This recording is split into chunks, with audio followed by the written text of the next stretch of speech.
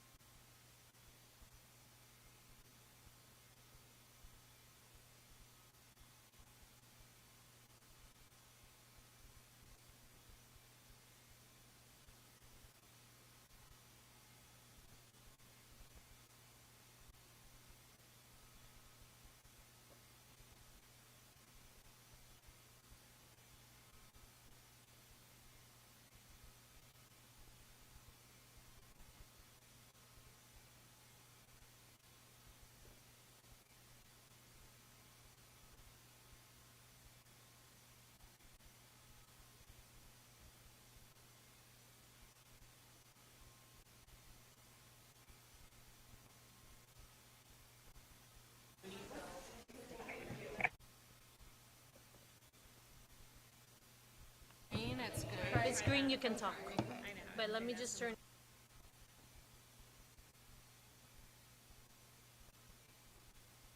No, just press it's once. green now.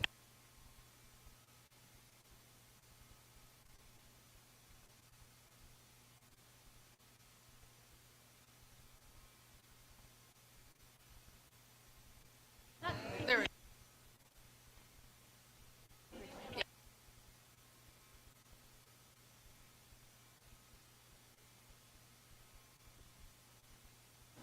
All right, everyone, please take your seats.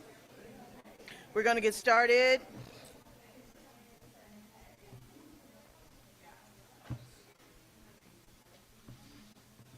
I'd like to call the meeting to order. Good afternoon, fellow COC members, and to all members of the public who have joined us today. Could we have a little silence in the back just for now? We can get started. Today is Thursday, May 28th of 2026, and welcome to the United to House LA Citizens Oversight Committee, and the time is now 2:38. Before I call roll, please afford me a few housekeeping comments.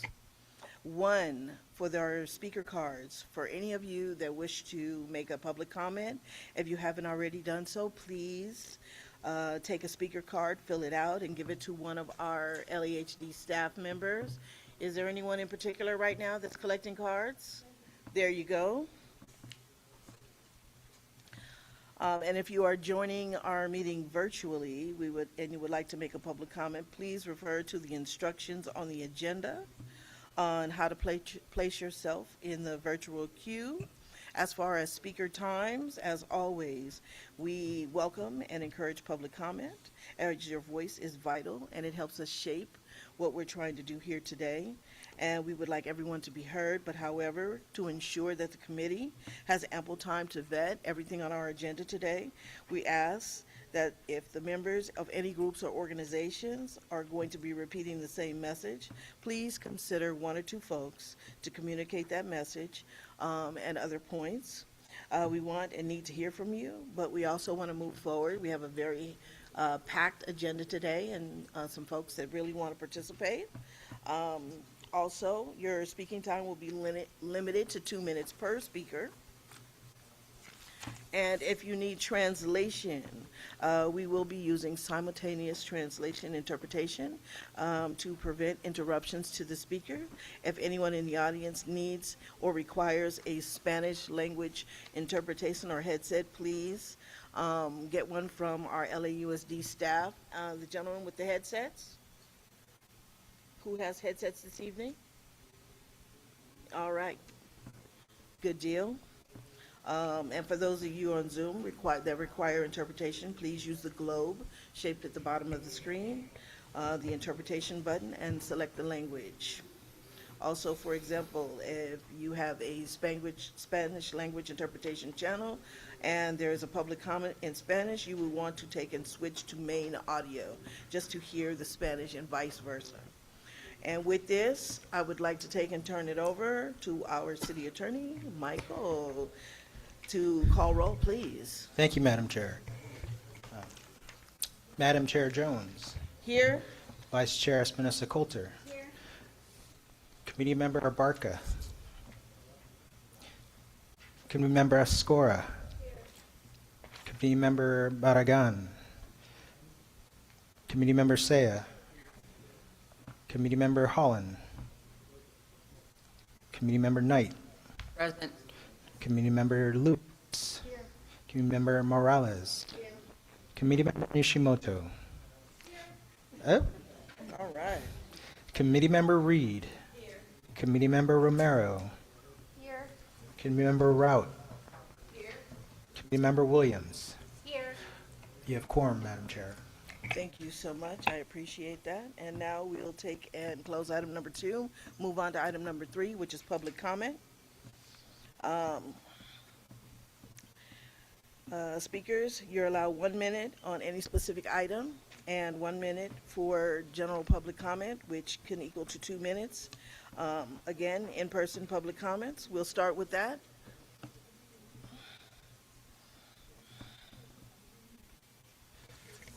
First speaker, Devin Woodfine, followed by Dulce Hernandez Vallejo, Guadalupe Alcala, and Virginia Ortega Rodriguez. Please make your way to the podium. I'm gonna take time.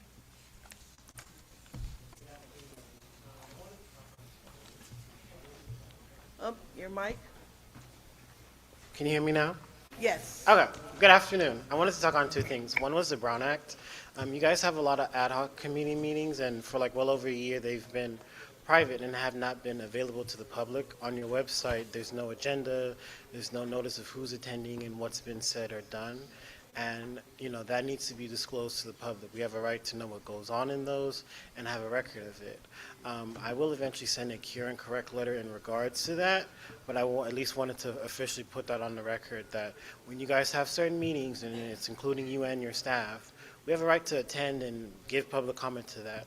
And secondly, I also wanted to say, I've been coming here for well over a year, and I've never been put on the agenda. My issues are still present. I was just served another 3-day notice Monday on a holiday, and the owner is now claiming that he's going to go against the judge's decision. And I'm a tenant of 52 years. My mom and uncle are elderly disabled. I don't appreciate coming here every single month for well over a year, and I've never been given the same attention. And if I know you guys are capable of resolving issues that are bigger than mine, why can't I be given the same amount of support when I've come here diligently and I've asked? So thank you.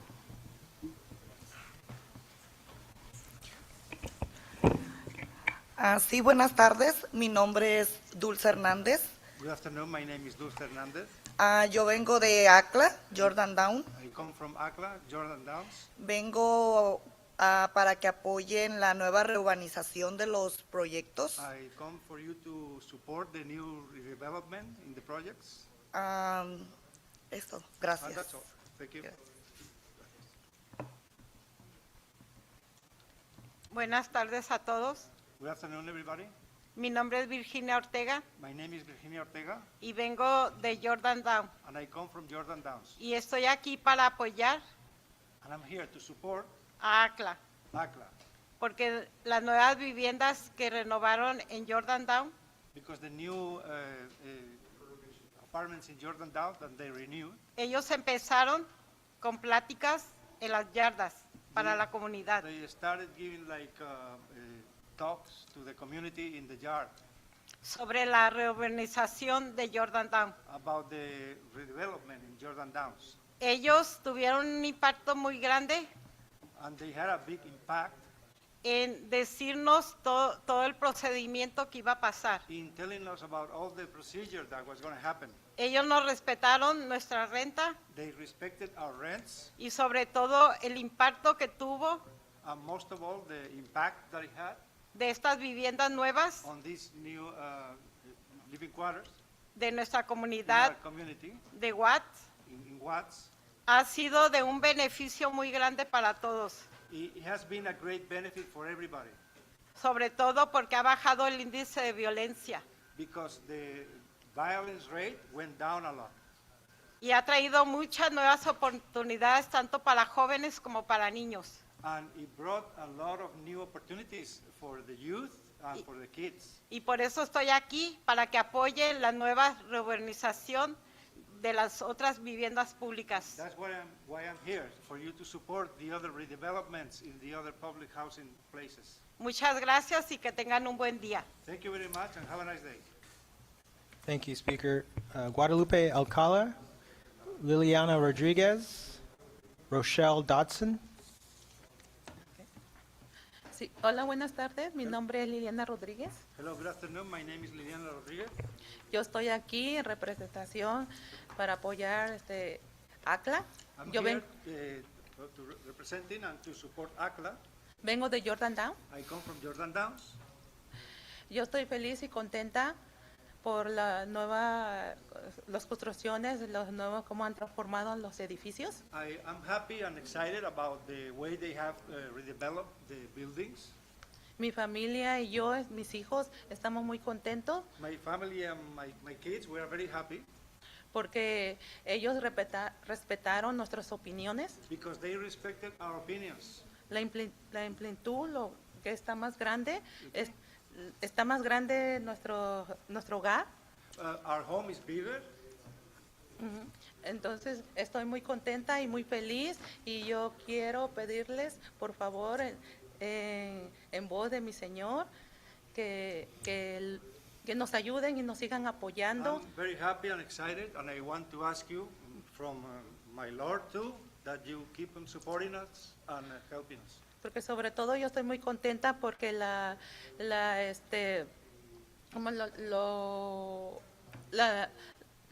renovación está más hermoso y aparte la delincuencia ha bajado bastante. Most of all, I'm very happy because the remodeling is very beautiful, and the violence went down a lot.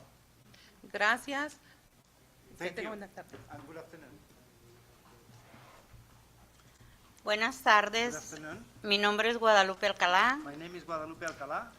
Vengo para que apoyen a toda esa gente que necesita también ese sueño que nosotros ya lo tenemos. I come for you to support all the people that need that dream that we already have, that they need it too, Porque el cambio de nosotros fue muy bonito. because our change was very beautiful. Vivíamos en el olvido, We were living in the forgetfulness.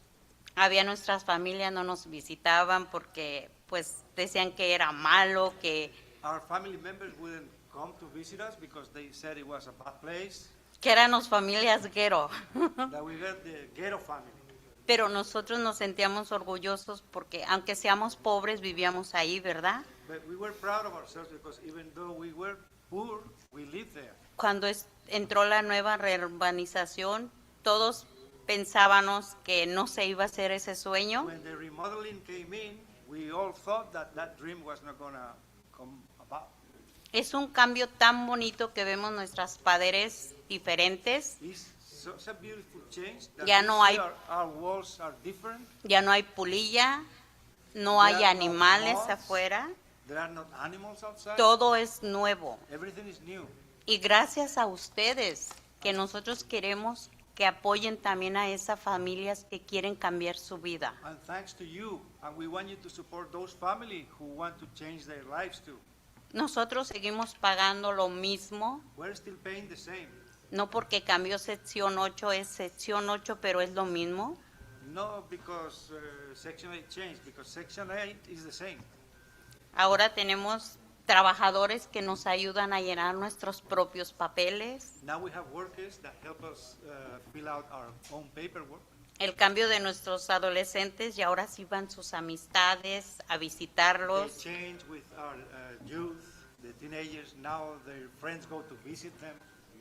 Y les pido de corazón que les abran el corazón a toda esa gente para que apoyen, para que cambien su vida. Ahora And I ask nosotros you from the bottom of my heart that you open those people's heart for them to help and change lives. nosotros vivíamos pobres, humildes, We were living like sucios. with humility, Ahora ya no dirty. decimos vivo en Jordan Dam, vive en Watts, ahora es Beverly Watts. Now we don't say we live in Watts, in Jordan. Now we Es say tan it's bonito, me gustaría, Beverly Down, Watts. Watts.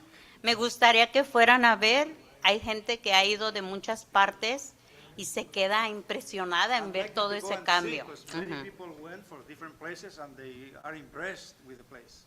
Y les pido que ese cambio también lo tengan las demás gentes que necesitan. Gracias. And I ask you that change also goes to the people who need it. Ujú. Thank you. Gracias. Thank you. Rochelle Dodson, Socorro Lugo, Everardo Moya,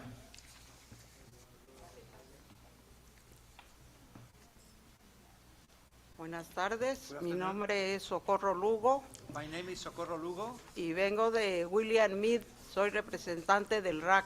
and I come from William Mead.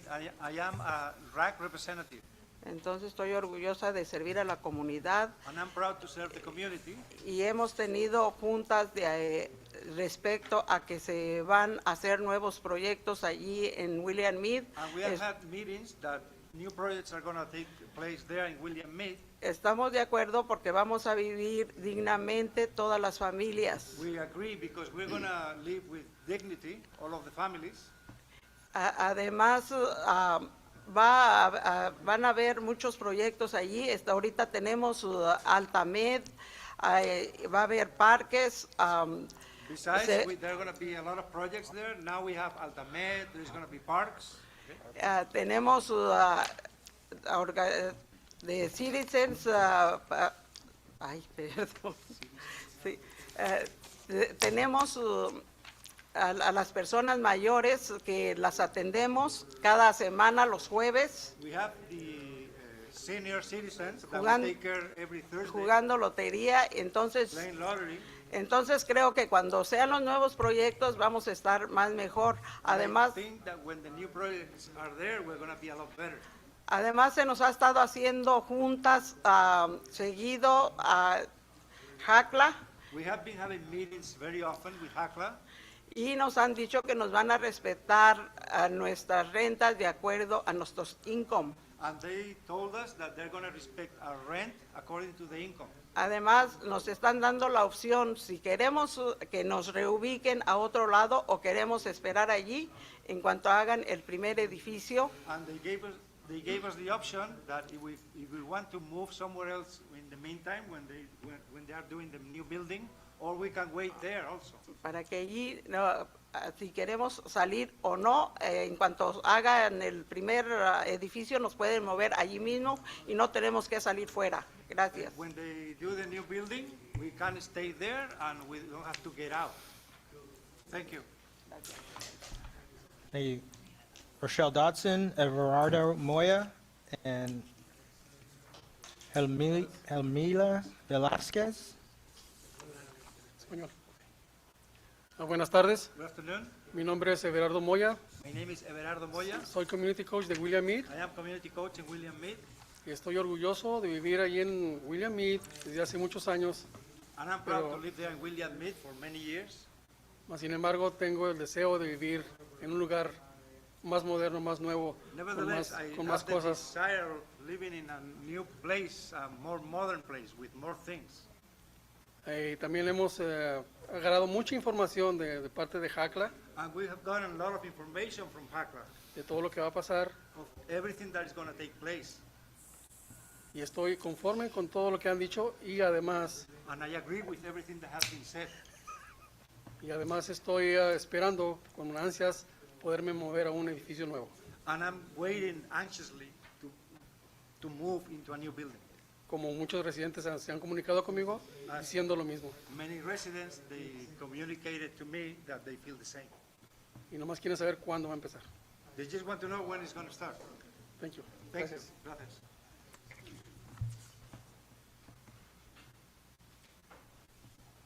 Hola, buenas tardes. Hello, good afternoon. Mi nombre es Hermila Velázquez, soy coach de William Mead. My name is Elvira Velázquez. I am community coach in William Mead. Mi propósito de este comentario que podemos dar es para pedirles con favor de que sigan apoyando el proyecto de William Mead. The purpose of my comment is to ask you, please, to keep on supporting the project at William Mead.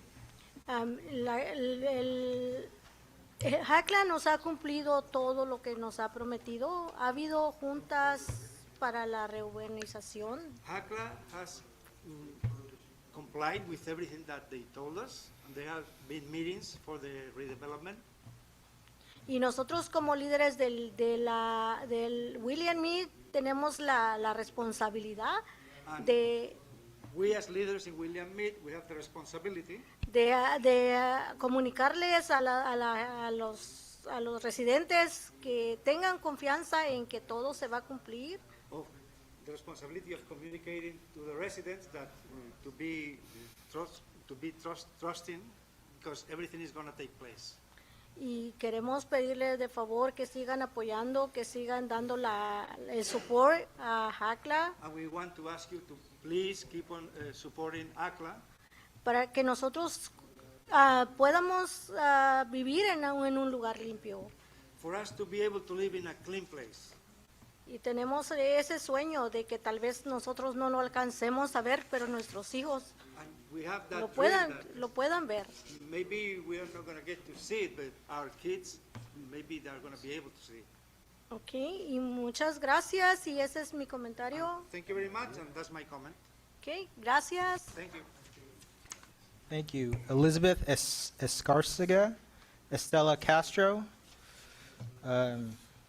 Maria de la Cruz Avila, DAF. Good afternoon. My name is Elizabeth Escarcega, and I'm a resident of William Mead Homes. So I'm going to read this because I'm kind of nervous. I'm here today to express my appreciation for the way HACLA has handled their communication with us residents during the beginning phases of the redevelopment. And I'm also grateful for the transparency that they have shown us. And the way they've made themselves available to us for any questions, any concerns. HACLA has they're just always there for us, and I'm really grateful for that. And I understand that change is scary, and I feel that HACLA has they've been great in expressing what their plans are, and to also help us understand why we should be for this redevelopment. And they sent notices. They said we have backyard briefings. They've given tours of other developments that have been redeveloped. And they have also explained to us what we should expect moving forward with the next phase of the redevelopment. I really appreciate the staff and their availability to us. Miss Carla, and Mr. John King, they have been exceptional in making us feel less afraid, because change is scary, and it's when you don't understand. So when they explain to us what's going on, it just makes it that much easier to accept what's going to happen. And I, for one, I'm going to be honest with you guys, I didn't want the redevelopment. I wasn't for it. And then I started attending their meetings and their backyard briefings and whatnot. And now I'm looking forward to what's going to come. Amen. Thank you guys, and God bless you. Thank you.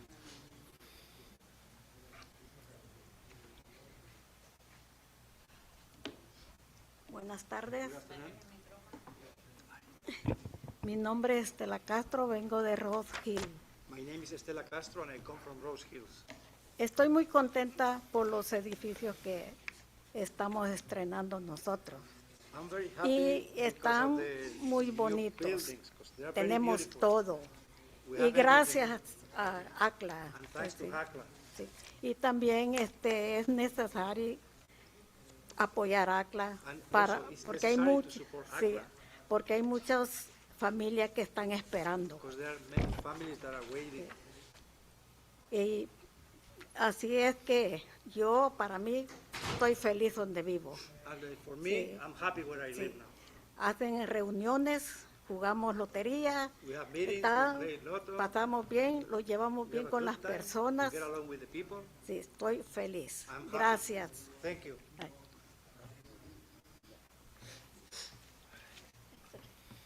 Hola, buenas tardes. Hello, good afternoon. Mi nombre es María Flores. My name is Maria Flores. Soy community coach de Rose Hill.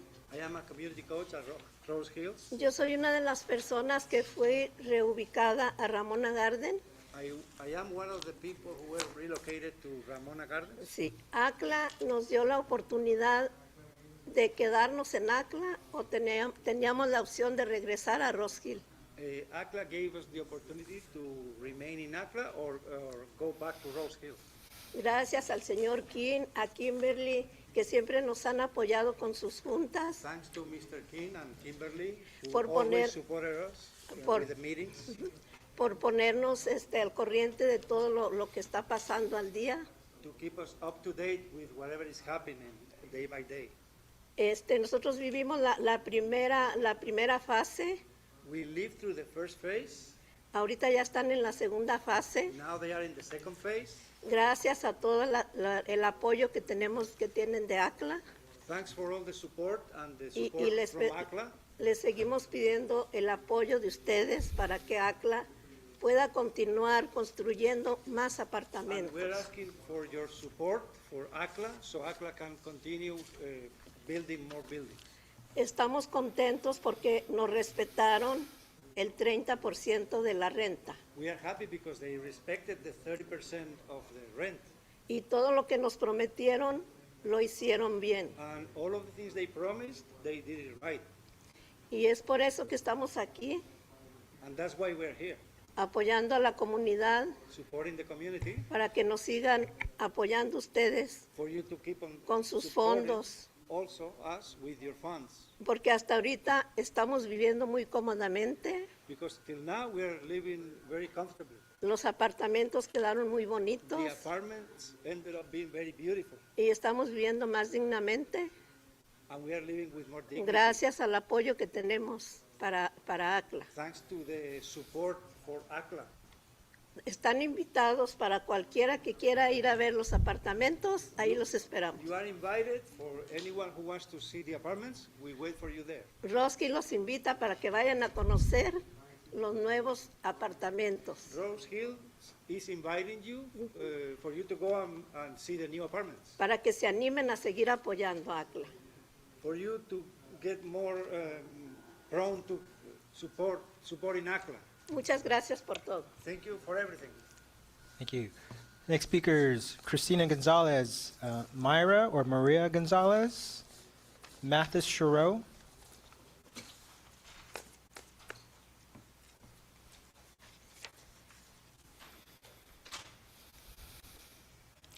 Hola, mi nombre es Cristina González. Hello, my name is Cristina Gonzalez. Vengo de Rancho San Pedro. I come from Rancho San Pedro. Me gustaría que apoyaran el dinero que le van a dar a JACLA para hacer las nuevas viviendas y estamos orgullosos. I would like you to keep on supporting the monies that you're going to give ACLA to build the new buildings. Yes, ya se me olvidó.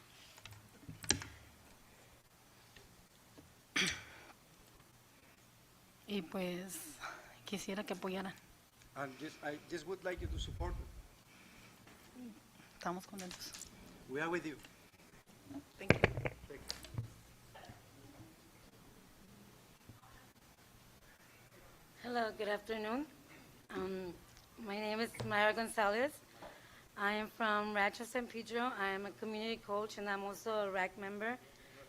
And I'm here because I want to say that JACLA has us very informed in our backyard briefings, so I'm very happy with the process and I can't wait to get my new apartment. Thank you. That's it. Mathis Chiro, Lauren Harper, Hi, good afternoon. My name is Mathis Chareau. I am the South Bay Regional Director for Boston Universal. I'm an attorney. I'm not wearing a suit today. I often choose not to wear a suit. A doctor once asked me why I wasn't wearing a suit, and I told him he should really put on his scrubs before he asked me that question. But in all seriousness, I was asked to come here today by Boston Universal, but I'm also very happy to be here today to speak on behalf of Boston Universal, specifically item number 12 on the agenda. We thank you for including this. This relates to the Stay Housed LA contracts that have been approved but still have yet to be signed by the city attorney. Let me briefly tell you what I do and what's going to happen if these contracts don't get signed soon. I supervise a team of between 6 to 10 attorneys and twice as many support staff that provide direct legal representation to tenants being evicted in the South Bay. As far as the city of LA is concerned, this covers San Pedro, Wilmington, Harbor Cities, and the LA Strip running down the 110. Now, on any given Monday through Wednesday, me and my staff are in the hallways of the Inglewood Courthouse, of the Long Beach Courthouse, of the Compton Courthouse, and we are announcing ourselves loud and clear to members of our communities that we are attorneys funded by the communities that we represent, and that we are there to help low-income people free of charge, including doing potentially jury trials to defend their affordable tenancies when they are threatened to be displaced by their landlords for a variety of reasons. Last year, I believe we probably subbed into more than 300 cases standing in the hallway, in addition to those cases that come through the normal pipeline. My attorneys work incredibly hard to make this happen. They do jury trials, they take verdicts. We usually win. When we lose, we continue to pursue options for the tenants and more often than not actually keep them in their homes. Because of the contracts having not yet been signed by the city of attorney, despite pressure having been exerted from various areas of the communities that we represent, we are now potentially looking at a couple of unfortunate eventualities. One, there's an incredible amount of money, I understand, in the city's coffers right now that's been earmarked for rental assistance to be provided directly to low-income folks to help maintain their tenancies and maintain their housing. And as I understand, this money is, while sitting in the coffers, running dry quickly in the rental assistance funds that actually fund these applications and keep people where they need to be. Unless these contracts are signed soon, those funds are going to run dry. We're going to have... Speaker, your time is up. But you kindly wrap it up real quick. Thank you. Please exert whatever pressure you have on the city attorney's office. We don't want to have to start laying off staff. We don't want to have to start telling people in the hallways of all three of those courthouses, I'm sorry, you live in the city of LA. We may not be able to help you today. Thank you. Good afternoon. My name is Lauren Harper. I am at the Legal Aid Foundation of Los Angeles, and I'm the data manager for Stay Housed LA. As my colleague mentioned, Stay Housed LA is a selected contractor to implement Measure ULA's eviction defense program. And I'm here today because we are currently 2 months without a contract. We have been providing services nonetheless these last 2 months where we have not had a contract, and we are about to enter a third month with no contract in sight. However, it is unsustainable for us to continue working without being paid. Some of our smaller organizations are already considering laying off staff or furloughing staff. This will result in a significant reduction in services for tenants, as well as affect Stay Housed LA's long-term capacity to implement the right to counsel and Measure ULA. Furthermore, Stay Housed LA has not had rental assistance for these last 2 months. Over $17 million of ULA funds are sitting in city coffers and not being used to keep families in their homes. Every month that we do not have a contract is another month of families being displaced needlessly. We have spent the last 5 years building up Stay Housed LA's capacity to implement a right to counsel in the city of Los Angeles. We've grown to 11 legal service providers and 16 community-based organizations. This contract delay jeopardizes that growth and our ability to continue to grow and provide excellent services. I'm asking this committee to do whatever is in your power to get these contracts executed, to prevent service interruption to tenants, keep State House LA intact, and implement Measure ULA. Thank you. Thank you. Next speaker, we have just one name, Caro, followed by Elena Pop and Megan Harwood.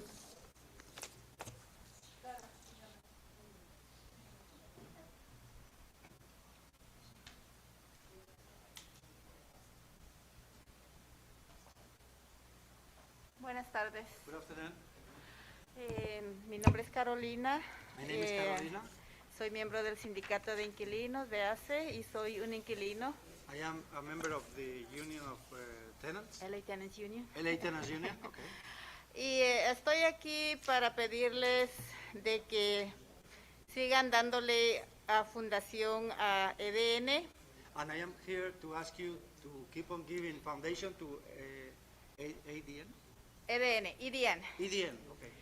EDN es la única firma legal que tenemos que nos ayuda a EDN educarnos is the only legal firm that is helping us educate ourselves en nuestros derechos y responsabilidades. about our rights and responsibilities. Además de las otras firmas, la única que puede decir embrace the community from everywhere es EDN. Como de EDN no he visto otra organización. I haven't seen any organization like EDN. Entonces necesitamos tenerla. We need to have it. Porque hay muchos desalojos, muchas familias. There are a lot of evictions and a lot of families. Y si no fuera por la ayuda de EDN, ahorita estarían en la calle. And if it wasn't for EDN's help, they would be on the streets right now. Así que por favor, pido que sigan ayudando. And so I please ask you to keep on helping EDN. EDN. Yes.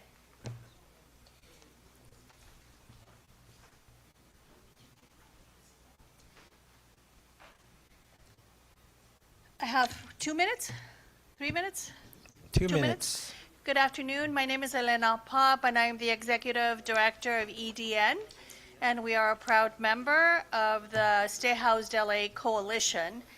We are charged, starting April 1st, with starting an innovative pilot project that could double, triple, quadruple the number of people that we are assisting. We have piloted that project this year.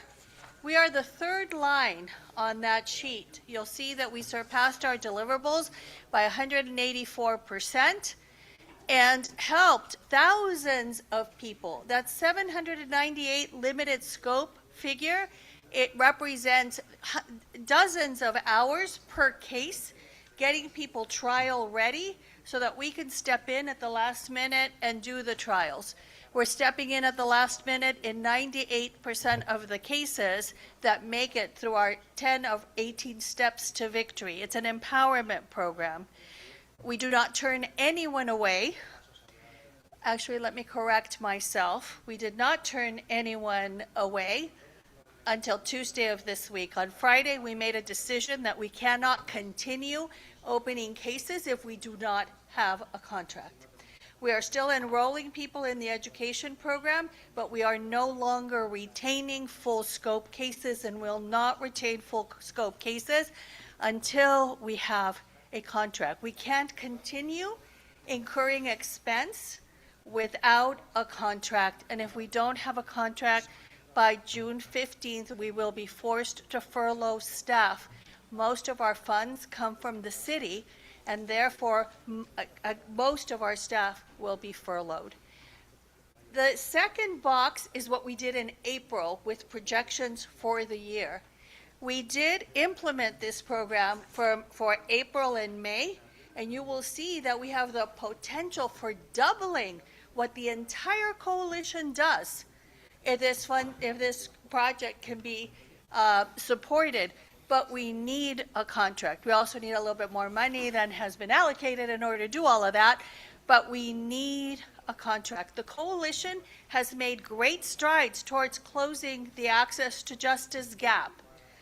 If you ask me, we have achieved 98% access to justice Because if you send someone to EDN, let me correct myself, if you had sent someone to EDN prior to Tuesday and they walked in the door, they get help.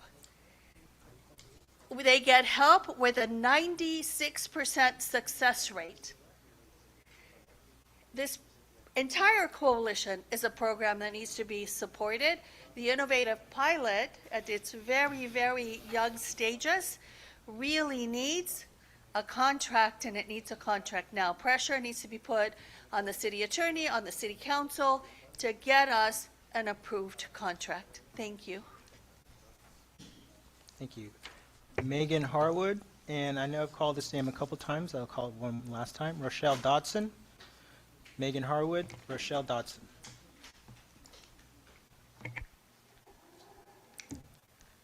Thank you. Good afternoon, Chair Jones and members of the committee. My name is Megan Harwood. I'm speaking as a tenant and as a participant with the Eviction Defense Network. I am here in support of getting EDN's Stay Housed LA contracts signed, funded, and stabilized. As a tenant, I can tell you that eviction defense does not start in the courtroom. It starts when someone receives a notice that they did not expect or understand, and often is afraid that they may be losing their homes, shelter, one of the most basic of rights. This is where EDN has stepped in. EDN teaches us tenants how to navigate the legal process, how to understand deadlines, how to organize evidence, and how to respond to court papers, as well as prepare our own cases. They do not just speak for tenants. They teach tenants how to advocate for themselves, how to build community, and how to feel strong and confident again. For many people, this education is the difference between panic and preparation, and often homelessness. It is the difference between missing a deadline and asserting a defense. That can make the difference between staying housed and becoming homeless. These contracts are not just administrative agreements, but are actually meant to fund frontline homelessness prevention, which obviously saves the city money and translates to many, many other benefits that you can see if you just zoom out. These contracts help to fund other organizations as well, but my experience with EDN has been phenomenal. Measure ULA was created to prevent displacement and to keep people housed. EDN is doing that work every single day. I urge this committee and every single one of you to really look through the paperwork and understand the deeper repercussions and the important work that is being done. I urge you to move these contracts forward and ensure that community-based providers can deliver direct tenant education and eviction defense and for eviction defense to have the stable funding they need to serve Los Angeles residents throughout the city and county. Thank you. Last speaker card. I don't have a name.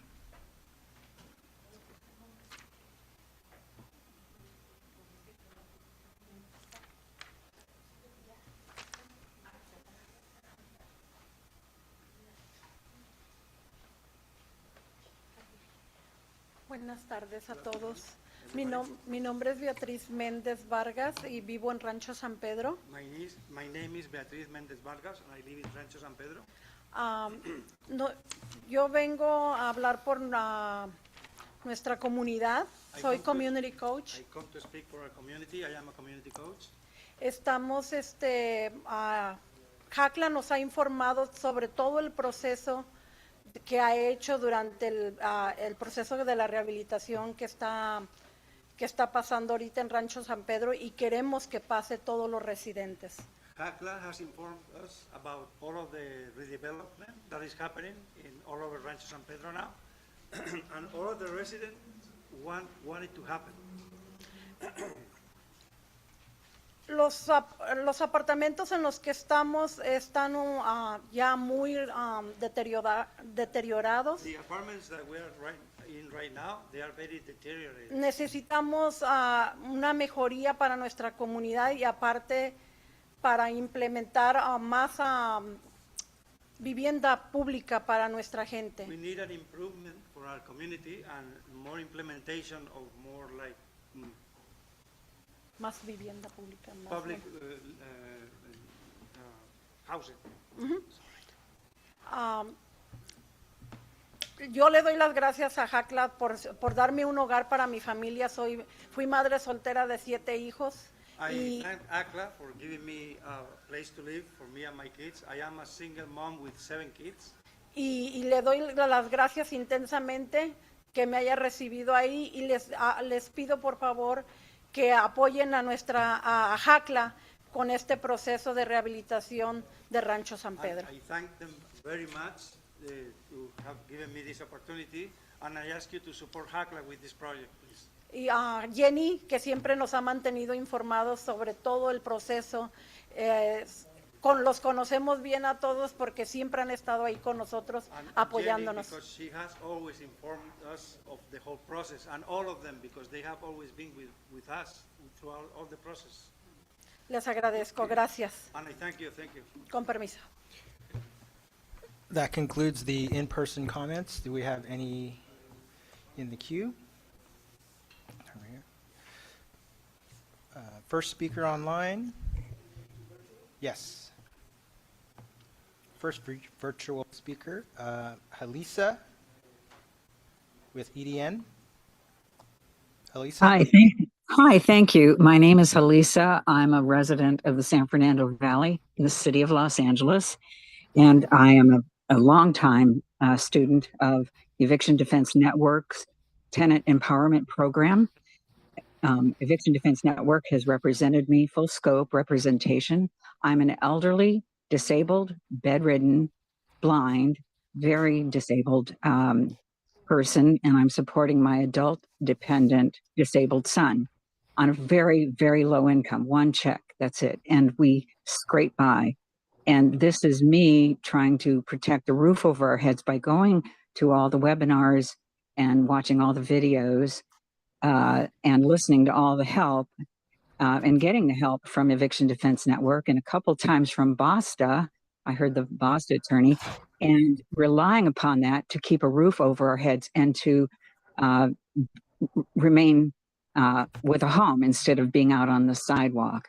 Again, I am elderly and I depend upon the services that I've received from Eviction Defense Network and don't know where I'd be. And I'm asking, requesting, please, for the people in charge, the city attorney, Mayor Bass, whoever it is that's in charge of funding Stay Housed LA and Eviction Defense Network and all the members of the coalition to sign the contracts now so that the funding won't stop, so that the programs won't stop, to keep people like me from becoming homeless and protect my son and me.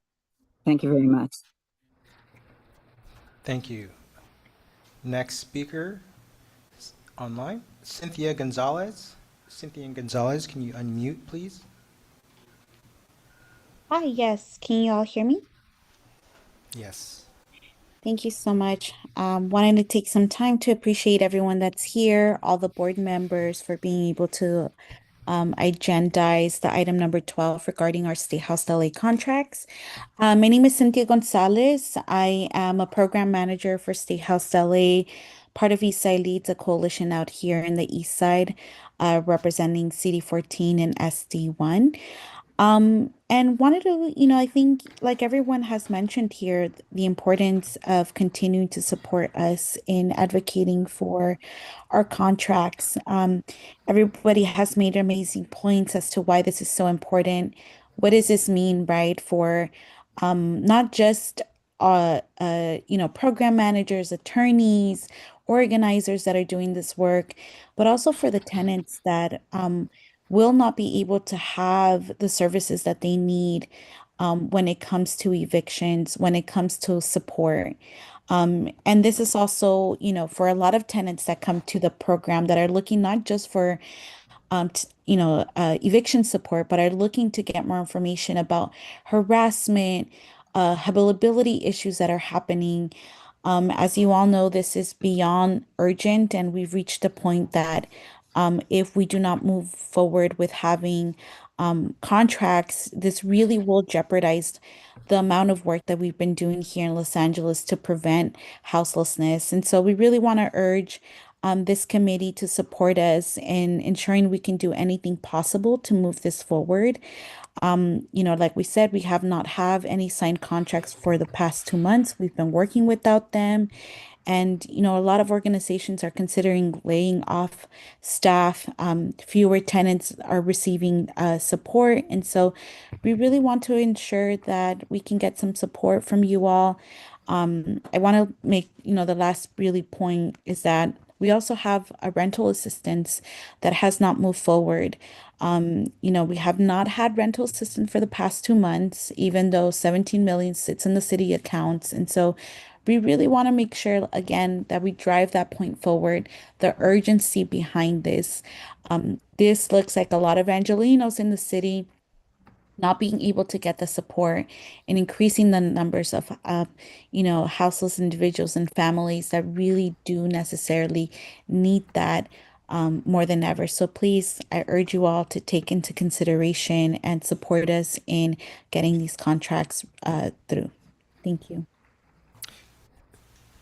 Thank you. Next speaker, Elizabeth Conyer.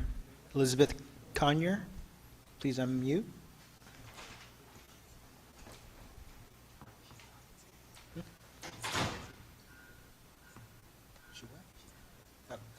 We will move on to Jessica Prieto. Jessica Prieto. Hi, my name is Jessica. I'm here as staff for the Stay House Delay program. Thank you to the ULA COC board members for agendizing item number 12 regarding the Stay House Delay contracts. Stay House Delay has provided 5 years of uninterrupted eviction prevention service delivery to the most impacted tenants in the city of LA. However, due to contracting delays, Stay House Delay subcontractors have not been paid in over 2 months, therefore impacting the tenants who rely on our services. Each month, Stay House Delay provides about 300 tenants with full legal representation eviction cases, over 875 tenants with legal advice to prevent eviction or fix problems early, over 100 tenant rights workshops serving over 500 renters, over 4,600 tenants with navigation services. And right now, there's around 40 households that have been found eligible to access LA City rental assistance, but are unable to because we are still awaiting that funding. And however, this level of service provision to LA City tenants is at risk without the ULA funding that Stay House Delay was awarded and recommended for. We share the following concerns with the COC today and ask you to inquire about the delays in the contracts that allow Stay House Delay to do the work necessary to help tenants avoid eviction and stay housed. Again, we have no signed contracts and we've been working for 2 months without them. And as shown by a lot of the folks here that work for Stay House Delay, they can go no longer without payment, without having to consider stopping service delivery or furloughing or laying off staff. And many other organizations have already started having that conversation, which means that fewer tenants will receive the services and the implementation of RTC will be slowed.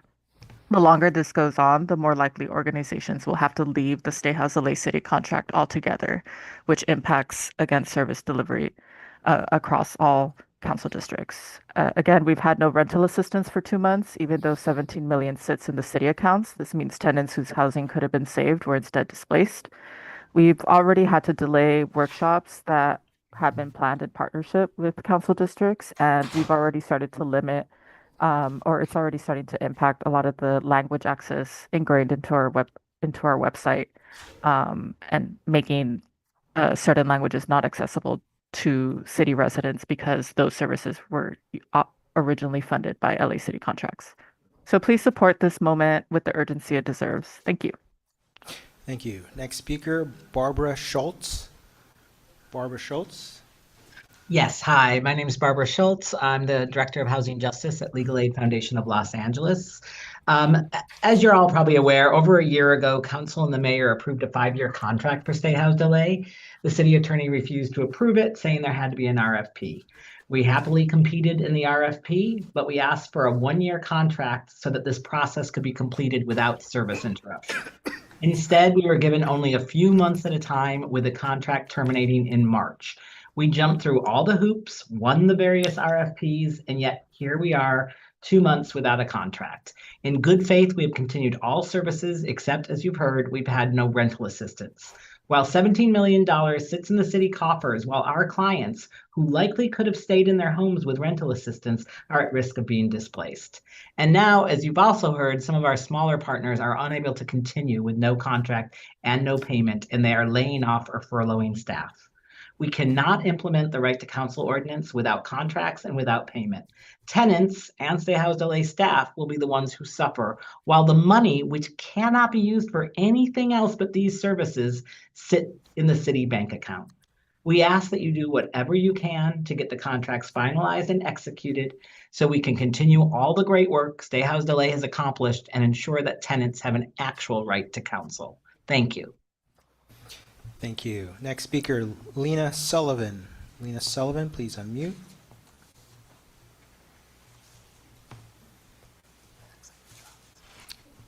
Looks like she dropped off. Next speaker, Dora Leon Gallo. Dora Gallo. Yes, hi. I'm here to speak on public comment and then also I think on number 7. I'm Dora Leon Gallo, the President and CEO for Community of Friends. We're a supportive housing developer and owner. We're also the recipient of operating assistance and related capital grants for deferred maintenance and repairs that are less than $250,000. And we're really grateful to receive these funds as we have a number of older buildings that have insufficient rental subsidies to make these repairs. You know, we understand that ULA funds require payment of prevailing wage, and our organization does support payment of prevailing wage for construction and major rehab, where general contractors have compliance departments and compliance staff. But I'm here to share some concerns and to seek clarification about the requirement that prevailing wage be applied to this $250,000 repair maintenance program. The $250,000 is only allowed to be used for repairs and maintenance. And I'm a little concerned, actually, I'm a little afraid that I'm not going to be able to find subs that can comply with the reporting requirements who would be willing to bid on our repair needs. We do plan to repaint units and doors, but we also are planning to use the money to replace appliances, install security cameras, repair them as well, and then to add like CO2 smoke detectors. And so the contractors that we use for this work, they're a small shop, and the larger GCs are not going to be interested. I'm afraid they're not going to be interested in the small amount of this contract. So our ability to actually utilize this award is of concern. So I'd like to seek clarity about whether the intent is to require payment of prevailing wage on repairs and maintenance, or is it really only for new construction and major rehab? And if it is required to have the COC perhaps consider amending the regs to exempt these small grants from this requirement. Thank you. Thank you. Next speaker, Flora. She dropped off as well. Next speaker, Ralph. Please unmute. Hello, my name is Ralph Cruz, and I also encourage the signing of these funds for these organizations.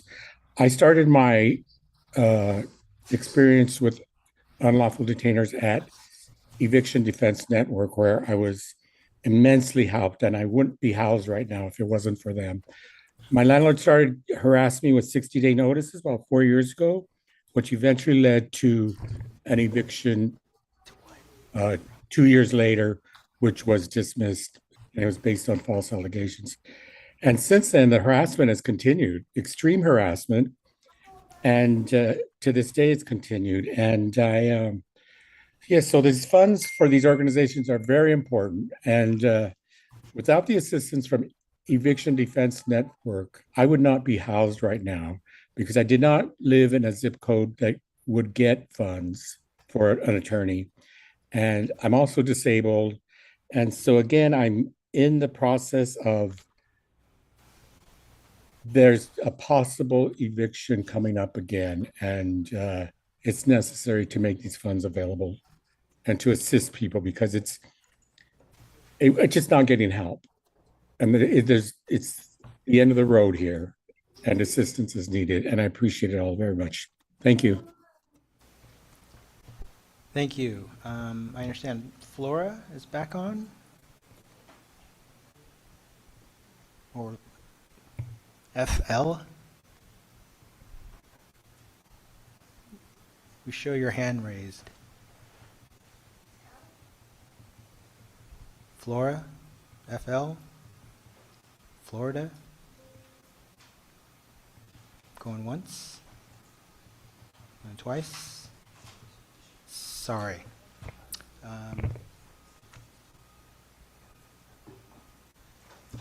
That concludes the virtual comments.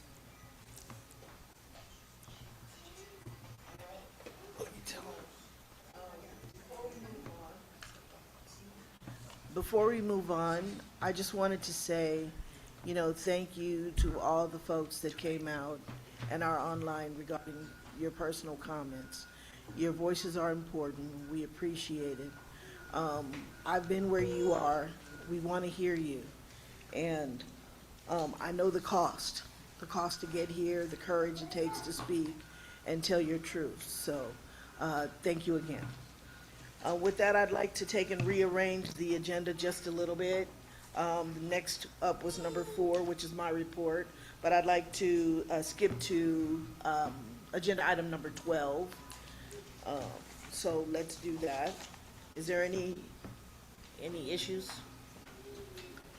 If you need a motion, I'm ready to go. All right, great. Next up, per the request of our city attorney's office, we'd like to move to item agenda number 12, which is a discussion regarding State House LA and its contracts and programs. So please, let me take and fill you in just a little bit. On May 13th, the IAG, on behalf of the chair and the vice chair, reached out to the city attorney's office to request an update on State House LA contracts. As noted, this request, members have expressed so many concerns about the timeline for finalizing the contracts approved by the city council and the effects that it'll have on many thousands of at-risk tenants. Today, we have been joined by John Heath, who is available to answer questions which the COC members may be regarding the timeline and how to turn over. I'd like to turn this over to the COC members for questions to Mr. Heath. And I wanted to say thank you for John for joining us today and being available for the questions. We greatly appreciate it. It's my pleasure. Good afternoon, committee members.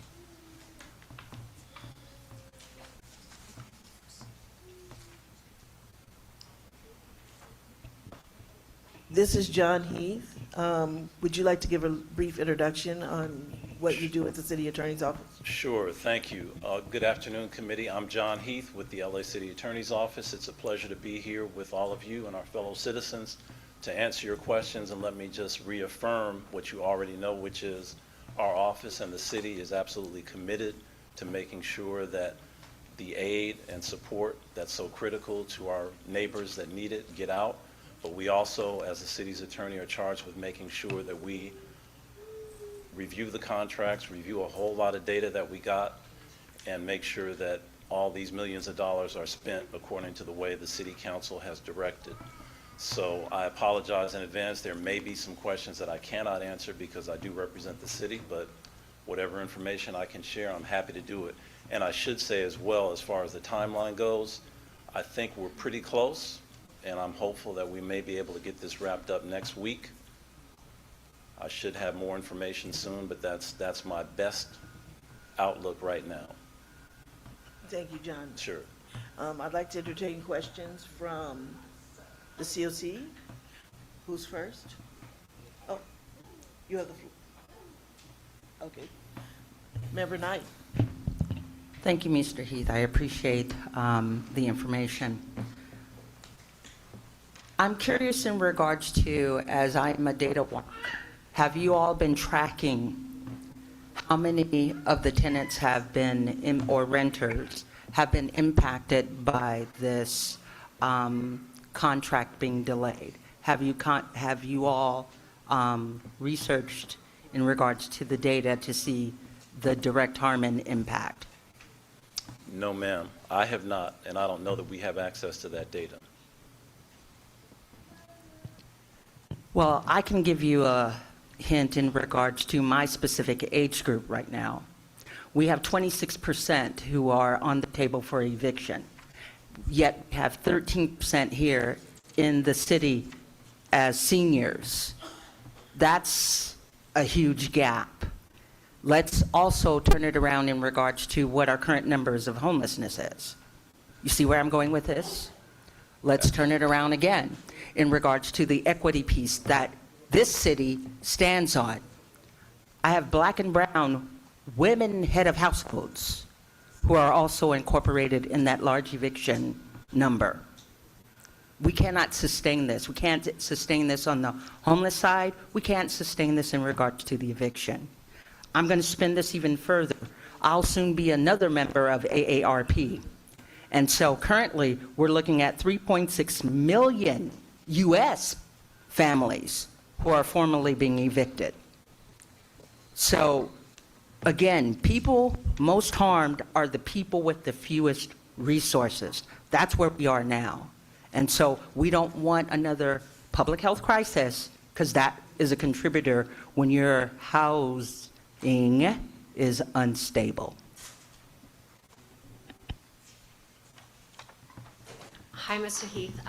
Just for better understanding for us, can you explain to our committee what your role with Stay Housed LA and this contract was, so we can better understand exactly who we're talking with here? Sure. I am the chief of the real estate branch within the city attorney's office. So I'm responsible for 4 divisions, which include housing and homelessness, environmental, land use, and real property. I have approximately 50 lawyers and 20 staff people that are within the branch, and the lawyers that are working on these agreements are in the housing division. Great. And I appreciate hearing that we're hoping for a contract by next week. I will just tell you, we've been told that for months now. So I think a lot of us here are not convinced about that. We hope that that's the case, but that is something that we've been told many, many times. And so it's been very frustrating. I would like to start back with really where all this started, which was it was more than a year ago in 2025. This isn't a new issue. It's something we've been dealing with for over a year. So, you know, as I understand it, this contract was first approved as a sole source contract. It was amended for several years as a sole source contract without objection. In May of 2025, it was signed by the mayor or approved by the mayor, and was just waiting for the city attorney's office to approve it as to form. Both the city council and the mayor's office had already approved it. And then it took 6 weeks for the contractors to be told that, in fact, this contract was not going to be approved as a sole source contract. And those 6 weeks were an important 6 weeks because, as we know, that contract was also set to end on June 30th. So they were told 2 weeks before that contract was ending that it was not going to be approved at that time.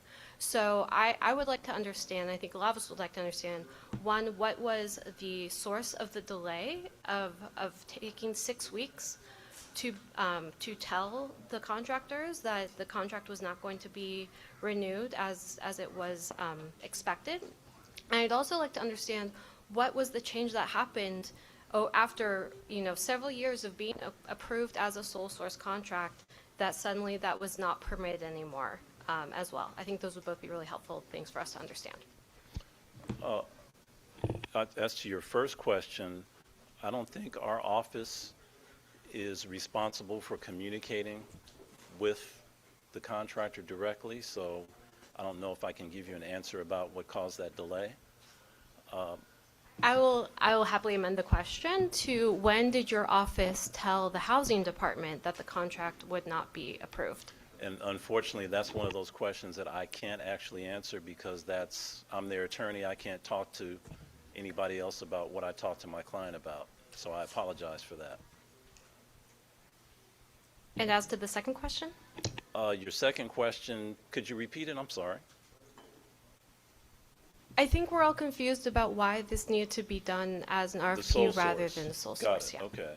So my understanding is that our office was very clear from the beginning of 2025 that any further amendments, extensions to these contracts would need to be done consistent with the city's procurement rules under the city charter. So that's where our office came down. I'm not sure what happened and how that didn't get communicated, but that's, as far as our office goes, that was our position.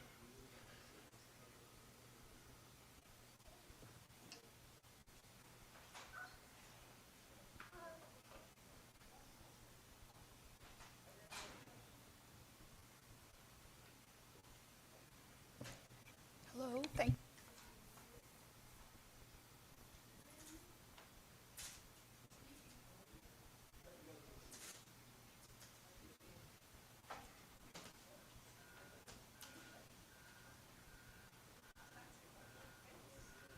Okay, better. Okay, thank you for being here to address our questions that you may or may not be able to answer.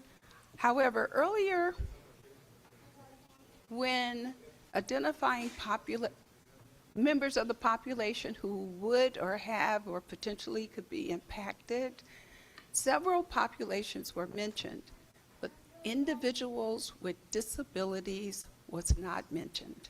And a caller earlier described that she was not only a senior, but she was bedridden, she was blind, she had one check, and she was attempting to provide and protect the shelter that she had with her and for her disabled son. That's a very unique combo, to say the least. So it's one thing to be a senior, it's one thing to have your shelter threatened, but when you're bedridden, that changes everything. When you're blind, it changes everything. And then when you have another disabled person with you, that changes everything threefold. So I wanted to mention that other element of the population, that other member, but I also wanted to ask, is there anything in place before the 11th hour to monitor the progress and the attention that's needed to get this execution of approval? Is there something in place in your office so things don't not just get to the last minute, but don't approach the last minute, so things can be addressed, approved, or a substitute or some other possibility of support be offered? That's my question. So, ma'am, I want to make sure I understand your question, because you were speaking about disabled residents and the impact on them specifically. In addition to. Right. And then you asked about a policy within our office that can make an accommodation. I wasn't quite clear on what your question is. Are the contracts followed, monitored? Are they supervised when they're in place to prevent them from running out and prevent them from exceeding the cutoff? I understand your question. Okay, and if so, why not? I understand your question. Thank you for restating it. Okay. I think that might be more appropriately addressed to the LAHD staff that are responsible for contract monitoring and compliance. But where's the delay in the signature? So it seems like it's a shared responsibility. Well, right. Well, as far as the drafting and the preparation and the review of the contracts and the related information, that is, in fact, our office's responsibility, and that's what we're doing. As far as a special accommodation for them to get executed, once they're ready to be signed, we'll circulate them and we'll be done. Okay, but, okay, so I'll just say, I understood what you said. When asked about when it might happen, and your best based on your information,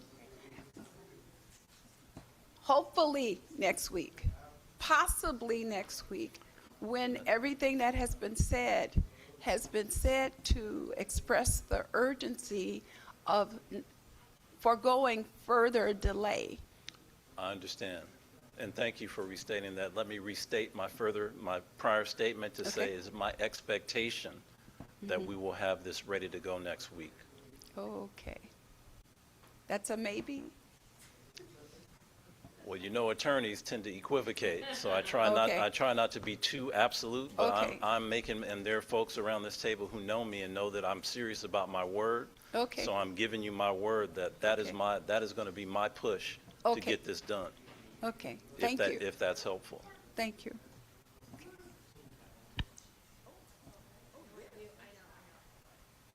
Hi, and I'm new, and so I beg the commission's patience in case y'all know this and I don't. But hi, Mr. Heath. So I have a couple of questions. You mentioned that there being that the data requires a lot of time to process. Is there particular data that with these specific contracts have required a lot of time? And if so, is there something that the service providers could do in terms of the data to make it have a faster turnaround process? Right, thank you for your question. We asked for and received a large amount of data from the Stay Housed LA Coalition, and it's taken us quite some time to go through that and analyze it and make sure that from what they could provide, everything was provided. So that's when I referenced the data, that's what I was talking about. Okay, and that's being done as part of renewing the contracts. That was part of the process. But is there any specific, because when you say data, I mean, data, there's a lot of elements, Sure. I imagine, to the data. Are there specific elements within the data that then might, just for future reference for the service providers that can make it easier and make this process more, where we're not in this sort of 12th hour where people might lose, Yes. Coverage? One of the specific things that we, the city, wanted to see was greater transparency in terms of the actual hours spent and the amount billed for specific legal services, sort of like what you would get from a typical law firm that does work, who worked on the matter, how many hours did they spend, what was the cost, et cetera, and then any other costs layered onto that. So making that a part of the contracts and the billing and the process going forward has been an important focus and part of this process. Okay, great. That's fantastic. That's really useful. And then I just have another question really quickly with your permission. The average timeline for contracts in your department, is there do you have an average, how long is the turnaround for most contracts, or do you guys track that at all? I'm just wondering if the 2 months is typical or is it delayed? I don't think there's anything typical about these particular contracts, Okay. but the answer to your question is there's no set time. We deal with a large number of different types of agreements, funding, personal services, et cetera. What would you say the quickest, turnaround is? I'm just curious. I'd have to bring one of the lawyers in here that actually deals with that to answer that. I'm sorry. Okay, thank you. That's it. So I guess we're still trying to understand that this contract, this RFP was approved by City Council on March 10th, by the Mayor on March 11th. We're at the end of May. So I'd like to better understand exactly what is happening on the City Attorney's side that is causing these delays. Specifically, I've heard directly from the contractors that they haven't heard from the City Attorney's office in 2 weeks about the status of this contract. So the fact that there's a claim that maybe it will be done next week is, I think I'm more concerned about it, hearing that it doesn't sound like there's been immediate communication between the two parties. Yeah, and that lack of communication is on me. I'll take responsibility for that because Barbara Schultz and I email back and forth. Can't really go into the specifics of what we're doing, but we are working on getting this resolved, and there's no one in this room that wants this to get done and done correctly more than me. I mean, respectfully, I think that the providers we've heard from who are at risk of losing their staff, the tenants that we're hearing from who are worried about losing their homes are more motivated, and I think we're seeing that in what we see in the timelines. So I'm going to express my personal frustration. I'm not going to say I'm necessarily speaking for the entire committee here, but I do think a lot of us share the frustration. I hear what you're saying. You're saying there's some prioritization here for tenants for these issues, but we haven't seen zero action on that. And all that we've seen is delays by the City Attorney's office. So I will just say that that's what I see here, and that's the frustration that I'm feeling as we discuss this. Understood.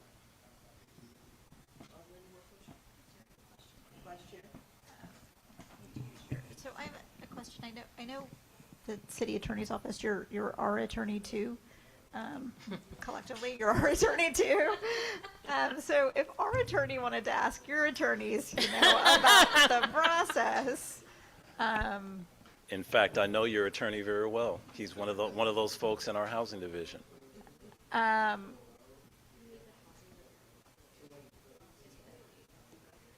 me, say more. So just to clarify, what I think we've heard is that there are certain things that city attorney's office cannot tell us because of attorney-client confidentiality. So I was just clarifying that so that what we need is a request from housing department to waive that confidentiality if we want that information. It's not for the city attorney's office to waive, it's for the housing department to waive. Yeah.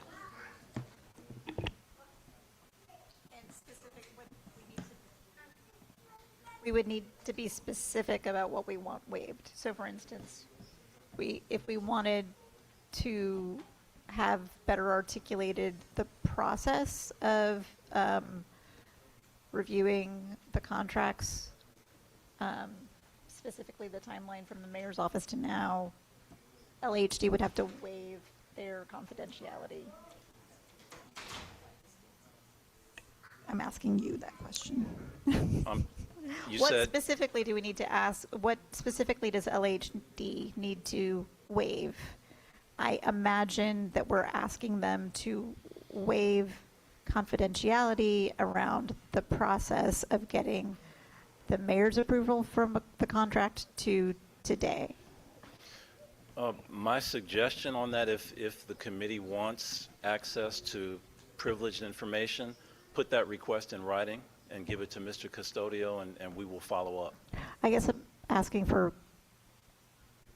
is that what we're asking for? Clarification about the process? Okay. Thank you.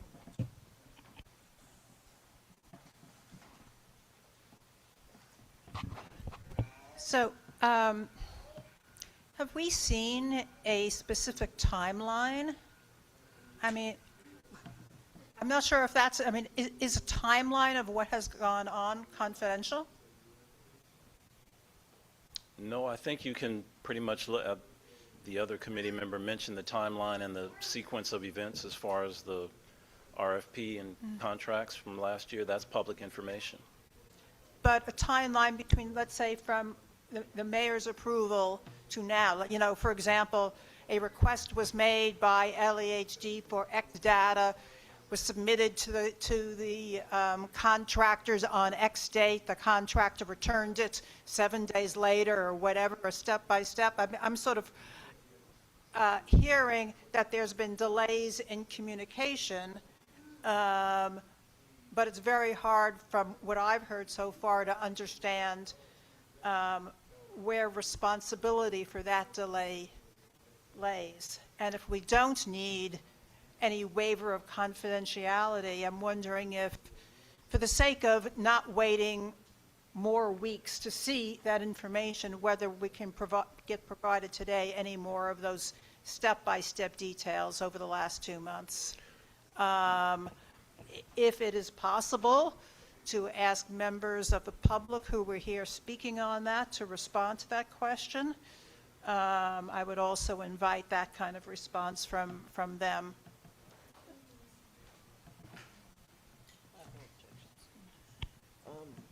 Are we able to do that? Reopen public comment so that you can get the questions? That sounds right. Procedurally. I don't know if all those any of those folks are still here or have that information available. But if we can open the public comment for, 5 minutes to allow a response on that, that would be great. Pardon me for interrupting. I may be able to save the committee a little time. If you're looking for a responsible person, you're looking at him, that's me. And as far as a request for some detailed explanation of the timeline, I'm sure we could probably cobble something together and get that back to you in writing. How long would it take to get back to us in writing? I'll talk to the lawyers probably early next week, once we have a chance to go through everything. Is there something that we can do today while we're all sitting here? Or at least by Friday. Tomorrow? It's just a discussion item. I don't know what you're. We'll get you something by tomorrow, if that's what the Thank you. committee Yes, wants. that would be very helpful. Sure. Member Romero, no questions? Are there any other questions on the floor? I have another question. I think we'll move forward in good faith. I think what we'd like to hear is kind of what are the goals or the concrete goals of the city attorney's office to get this contract done next week. I hear your intention. I appreciate that intention. I think we would love to hear kind of like what do those steps look like to ensure that happens next week, and what is the city attorney's plan if for some reason it's not happening next week. Because like I said, we've heard a lot about next week, next month, and we really want to make sure this actually gets done. Well, I think for the primary contract with Legal Aid Foundation, we plan to circulate some revisions to them shortly, assuming that we can resolve any differences about those revisions between us and them. That will determine how fast we can wrap that up. The other agreements between the other 3 vendors have different issues pending, but I think we can, in short order, get those wrapped up as well.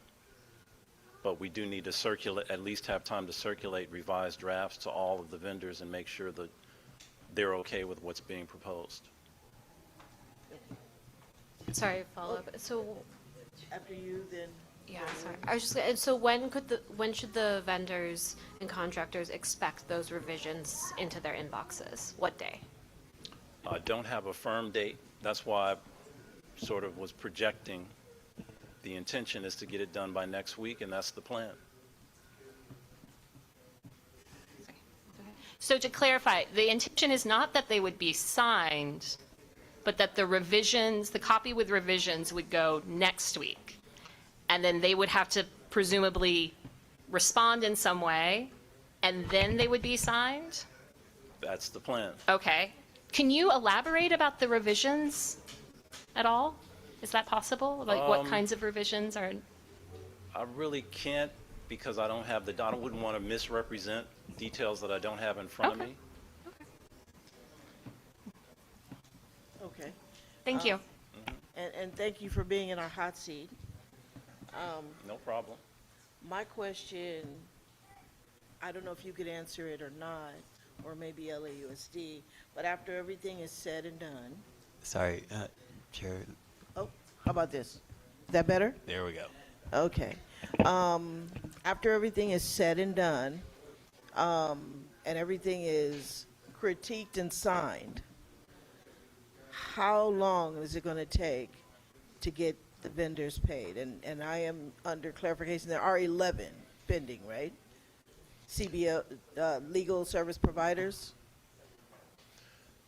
that are waiting for a check where their attorneys are working for free? Unfortunately, I don't have, and I don't think my office has any direct involvement in the payment process. That was probably a question you want to direct to LHD and or the city controller. All right, and that was my preface. I can take that question forward and see if we can get you a response, but. Thank you. That was my preface. I didn't know if you could answer it or maybe someone else, but I just wanted to know the exact date that we can expect, because we have thousands of people, citizens, that are waiting for this assistance. And I appreciate you. Sure. Can we? Okay. All right. All right. I think this may conclude item number 12. Thank you again for being in our very hot seat. I appreciate you coming down here. My pleasure. Thank you, committee. Thank you. All right. We're going to take and juggle our agenda just a little bit more. We have a few action items, but right before those action items, before we start losing folks, I'd like to move to item number 7. So Mr. Heath concludes item number 12, and we'll move to item number 7. Oops, sorry. Are we able to, this is a question for IAG, and then we can talk more if we need to. Are we able to also do an action item out of this agenda item since it was agendized, if we need to? City Attorney. That's a good question. Could you repeat that louder? I'm just trying to understand if beyond just the discussion we just had, if we want to have an action item out of this discussion, are we able to do that based on the agenda as it currently sits? What would be the action? Well, my proposal would be that if there is not significant movement in these contracts next week, as we've been assured, that we then send out a communication voicing our concern to City Attorney's Office, to City Council, to the Mayor's Office related to the State House LA contract. You can have an action to, I guess, direct the chair, vice chair to send communication as such. So that would be my proposal. Hopefully this just gets resolved, but if not, then that is, yeah, I just want to, so that's what I would move for. And I'd like to have something in place rather than not to have something in place. Okay, So did I hear a motion? Yes. Second. Wait, before the motion, could you clarify which offices again you wanted the letter said? City Attorney's Office, Mayor's Office, and? City Council, LAHD. Okay. And sorry to interrupt, but it's very hard to hear in the audience, so we all just have to literally eat the mic. So Okay. that's in the back. Yell in your mic. Thank you. Okay, so I am moving to direct the chair and the vice chair to send a communication if the stay housed LA contracts are not either in place next week or I don't know. I think we need to figure out the wording on this. If there's not been significant movement in the Stay House LA contract next week, so to send a communication to the mayor's office, to city council, to LAHD, to the city attorney's office, voicing the concerns of this body related to the delays in the contract. And city controller.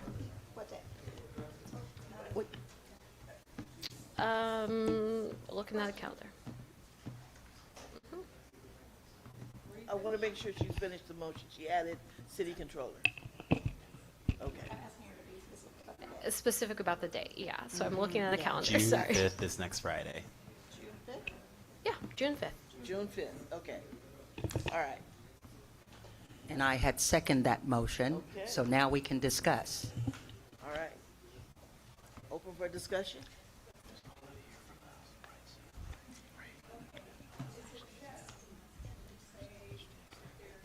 Reminder to Okay, this one works. Okay, when you say movement, the gentleman said he thought it would be signed. Do we not want to say if the contract, he didn't? He clarified that the revisions from our office would be circulated to the service providers or the. But when he addressed my question, was it, I anticipate this being resolved by next week? She heard it? Okay, so that's what I wanted to know, if you wanted to be It was a discussion. be specific In the motion. in the motion with respect to next week, the anticipation of the contracts being signed? So revision circulated by Monday, responses by LPs on Friday, and signed by the following Monday? Is that what we're trying to do, narrow down? I mean, Narrow it down, but with what he said in terms of next week, when you say Monday, Wednesday, and then Monday, that's like moving it, pushing it, excuse me, it's like expanding the window. But next week includes Friday, right? so I might offer for the motion language that Thank you. go with Jeannie's original of significant progress which, as articulated in the meeting, might include having revisions circulated to the legal or to the service providers on the contract. And then that gives you a little bit of wiggle room. Okay. All right. Can we, I would someone accept that restate- friendly amendment. Okay. Can we restate the motion? I'm sorry. Do we have it? I could attempt. Okay.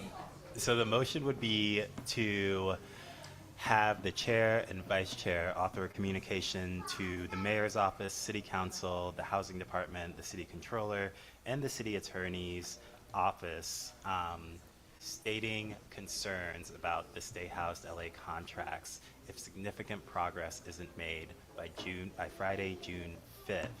That progress may include having revisions from the contracts circulated to service providers.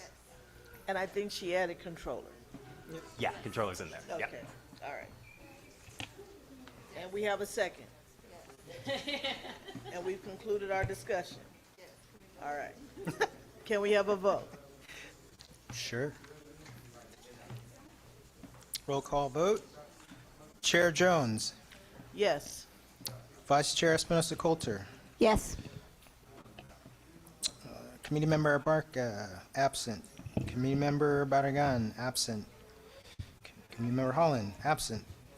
Committee Member Knight. Aye. Committee Member Lewis. Yes. Committee Member Morales. Yes. Committee Member Nishimoto. Yes. Committee Member Reed. Aye. Committee Member Romero. Yes. Committee Member Rout. Yes. Committee Member Williams. Yes. Action passes. Beautiful. Thank you. All right. So we're going to jump to item number 7. All right. Here we go. All right. Thank you. And that concludes item number 12 again. Okay. Next on the agenda, we have the report from the Policy Review Ad Hoc Committee on recommendations to ULA program guidelines. Please refer to the supplemental materials in your packets for more information. I will now turn it over to our Vice Chair Coulter and a member of our Policy Amendment Review, number 7, Ad Hoc Committee. And so Vice Chair Coulter can report on this item. Thank you, Chair Jones. Yes. Okay. Oh, this one's working. Thank you. Since the last COC meeting in April, the policy amendment. The Policy Amendment Review Committee has been working with LAHD and the Coalition to discuss proposed amendments to the ULA program guidelines. I'm going to pass it off to Callie from LAHD to present these guideline amendments. All right. Hopefully everyone can hear me nice and loud and clear. My name is Callie Hardy, Director of Strategic Engagement and Policy here with the Los Angeles Housing Department. Joined in presentation today by Hannah Levian, who's the Housing Programs Manager in our Housing Development Bureau. As we shared at our last meeting where we gave an update on the results from the Homes for LA NOFA, following completion of that first round, the department identified some targeted recommended amendments to the ULA program guidelines. I will talk us through a bit of background and context before handing the presentation over to Hannah to talk through the recommendations in more detail.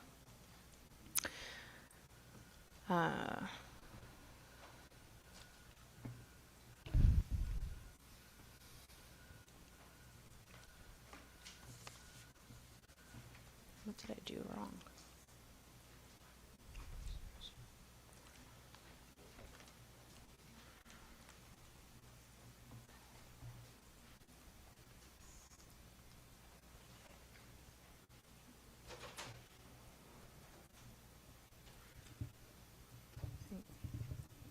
I'll just cue to go to the next slide. Okay.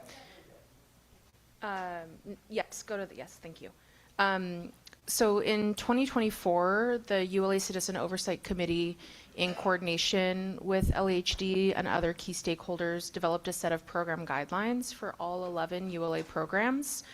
Those guidelines were developed through a very intensive and robust stakeholder-driven process that took about approximately 9 months, resulting in a recommended set of guidelines that were forwarded to the mayor and the city council for their approval.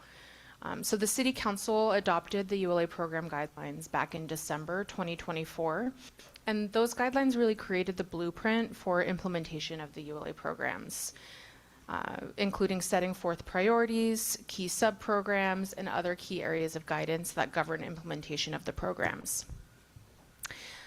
In particular, these program guidelines directly informed the development of the Homes for LA NOFA regulations and term sheets, which are the guiding regulations that express things like loan limits, scoring priorities, and other key requirements for projects applying to and receiving awards of ULA funding. Following our first round of the Homes for LA NOFA, which just concluded, LAHD identified 4 recommended changes to the ULA guidelines that we believe will help to improve the program outcomes and should therefore be implemented immediately prior to opening up our second round of funding. These changes were summarized in the funding award transmittal report that was recently approved by the City Council earlier in May, in order to provide clear communication and help to connect the results that we saw from round 1 to these identified improvements. As we look ahead and prepare for round 2, the department is also engaging in a stakeholder feedback process coming off the heels of that first round, and as a result of that process, we do want to clarify that it is possible that additional changes may be identified that would impact and potentially necessitate further change to the program guidelines.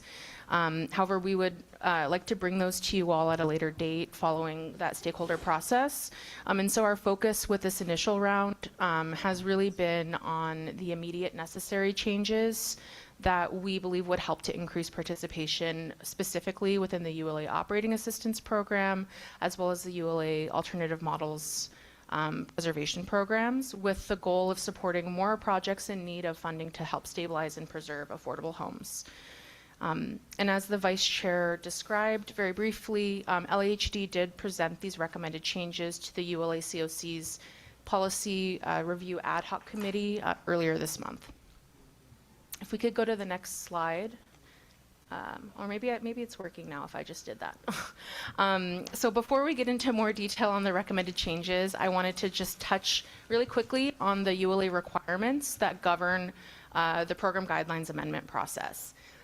As provided by the ULA measure, and the section is cited here on this slide, the ULA COC may advise the department, the mayor, and the city council on the creation of program guidelines for the implementation of the programs that are funded by ULA.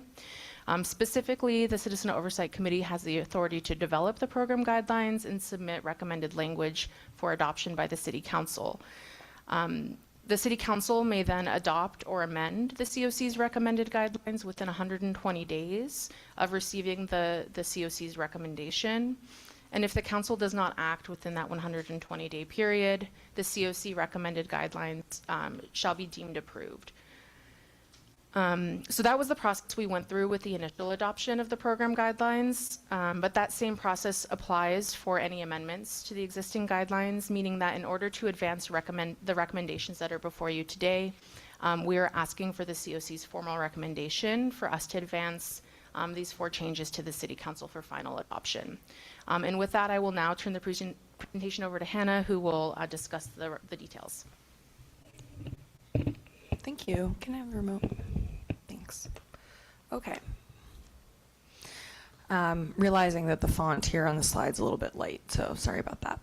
All right, so let's get into it. As Kelly mentioned, there are 4 key changes being recommended to the ULA guidelines before you today. 2 of these recommendations relate to the Operating Assistance Program, and 2 of these recommendations relate to the Alternative Models programs. 3 of the 4 recommendations before you were also discussed and contemplated in that transmittal that we sent to council, as Callie mentioned. LHD staff worked closely with the Ad Hoc Policy Committee, of which some of you are members, to review and discuss the language for each amendment before you today.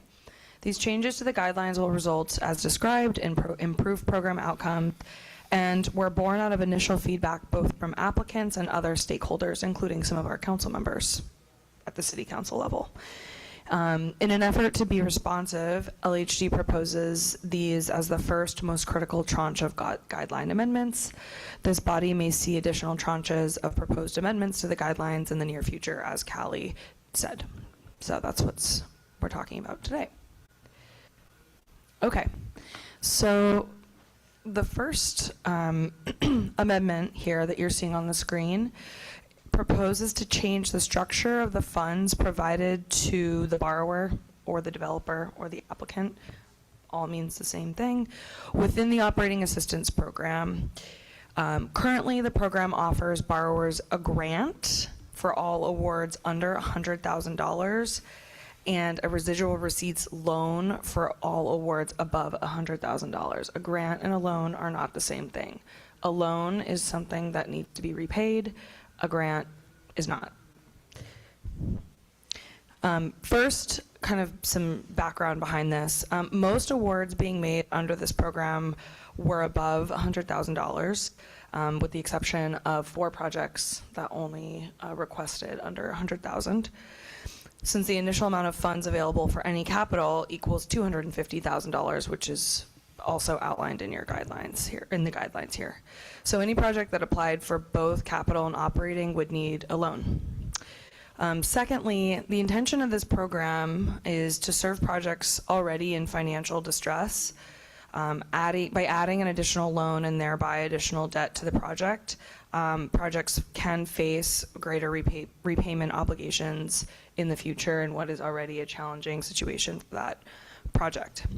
Finally, this request came to us in the form of a letter and then also verbally from the Supportive Housing Alliance, who is an alliance of affordable permanent supportive housing developers, many of whom applied for this program, as well as SCAMP, as a request to change the structure of this program. So we're trying to be responsive to that request. So the proposed language before you here on the screen amends section 2.6 of the operating assistance guidelines to remove the provision that would require any of the operating assistance funds to be in the form of a loan. That language would be replaced with more flexible language that would permit these funds to be provided in either the form of a grant or a fully forgivable loan based on the circumstances of the project.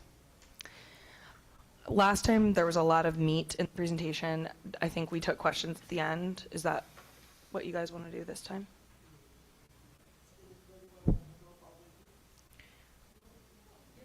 Okay. All right.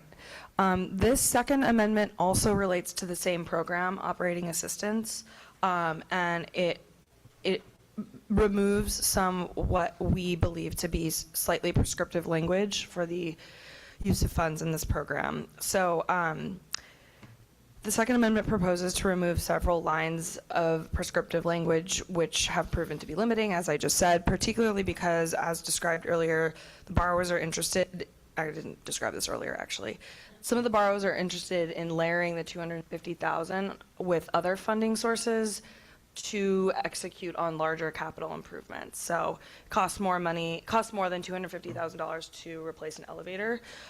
This is great. We should be encouraging this type of improvements. So there's some language, elevator isn't mentioned here in the language of the guidelines, but in that spirit, removing some of the restrictions on larger air conditioning and heating systems, roofing, etc.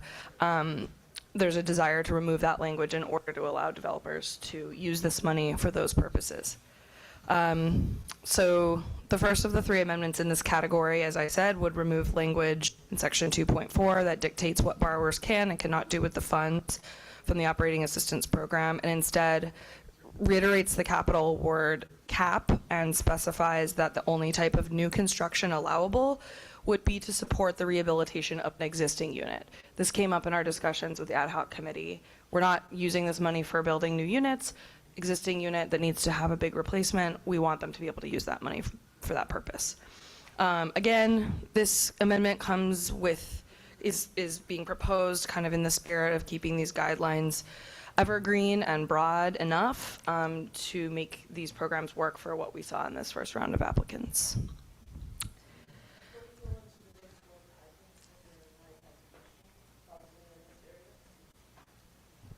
Actually, a clarification pursuant to the public comment. Does that element fit here in regards to what I heard about the prevailing wage and small contractors?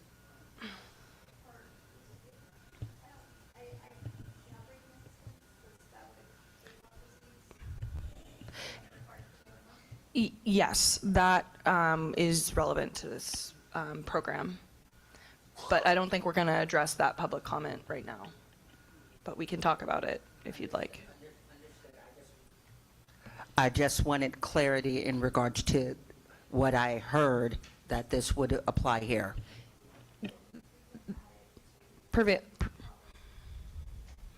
We can add it to the policy agenda. Yes, thank you. Yeah, great idea. That's a great idea. Okay. Next slide. Okay. So same program. This amendment is related to the operating assistance program and is kind of still under the category of removing some of the prescriptive language here.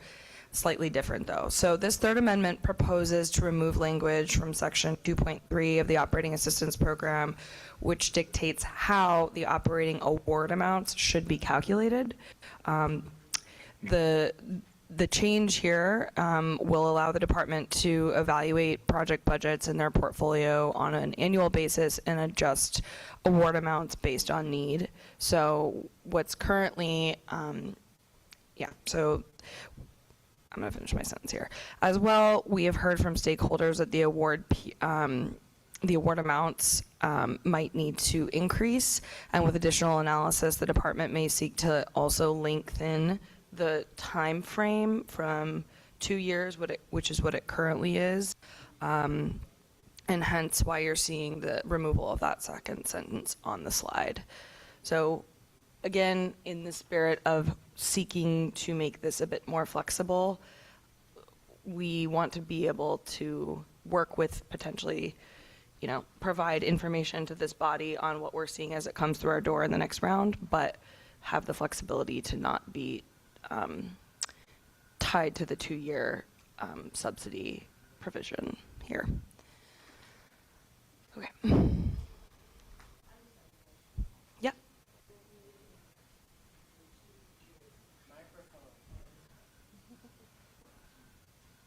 I was in my own world, thank you.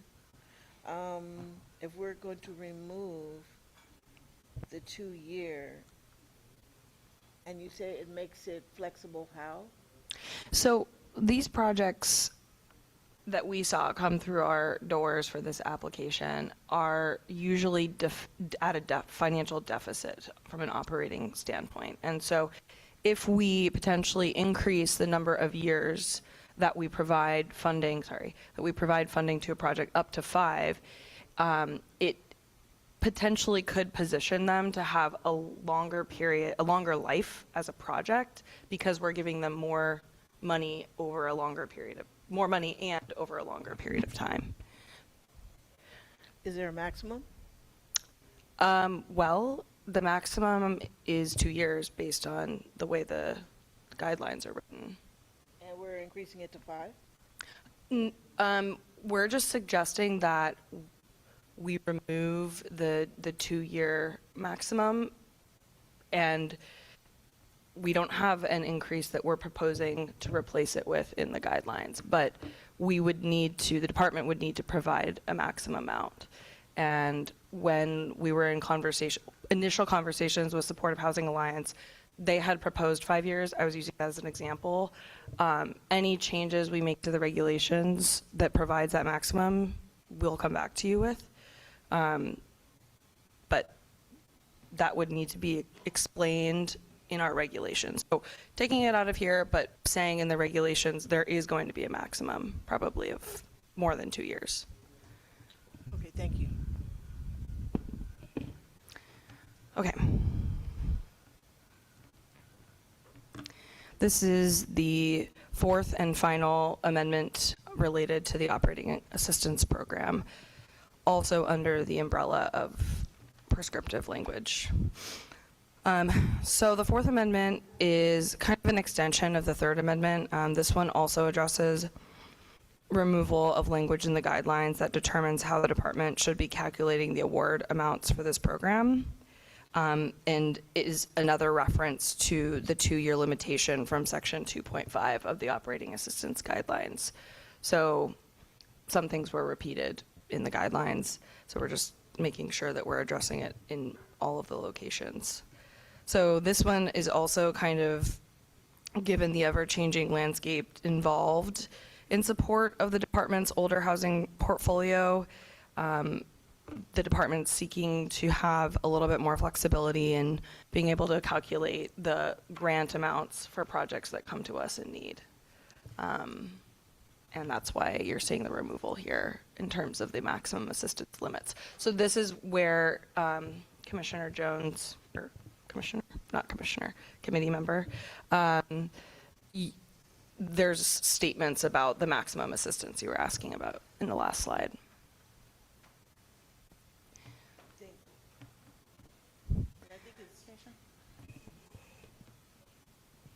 It's member and commissioner, no? Sorry, I don't know. Either way, I got you. Okay. Those are the recommended changes for operating assistance. Now I'm going to move into alt models. Right before you, I think Nancy has Just clarification, in removing the 2-year limit, for example, instead of calculating the amount needed per unit by 24 months, you would calculate it times a larger number of months, so the total amount of the grants would go up? Ostensibly, yes, that's how we would do it. But we would want to spell that out in our regulations to have consistency in our award amounts. Is there an amount contemplated? Well, as I said, I think the 5-year time frame for the subsidies is what we've heard from stakeholders, and that's been contemplated but not finalized at this point.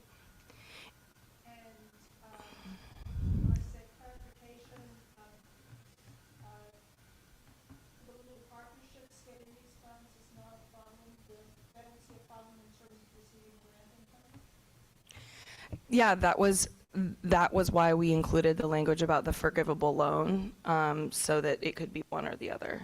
But a forgivable loan is basically the same as a grant from a legal perspective. Maybe we want to include the option of it being a loan per se, a non-forgivable loan, should that? We can include that in the regulations as a specific. Yeah, we can include that in the regulations as needed, but that didn't come up in our conversations because these are such old projects. I mean, they're like 30 years old. Just for clarification, usually for forgivable loans, have some type of stipulation that would make it forgivable, as opposed to just being handed out, correct? Yes, and we would outline that in our regulations. Thank you. Okay. Moving on to alt models. Okay, so the Fifth Amendment before you would amend the loan term for the alt models program from 60 to 57 years. This means the borrower will have three less years to pay off the loan. The department also contemplated this amendment in its approved transmittal that went to council. We also discussed it with the ad hoc policy committee. As stated on the slide, the current language for loan terms does not align with other funding requirements for most public lenders that are on these deals, nor does it align with other LHD sources.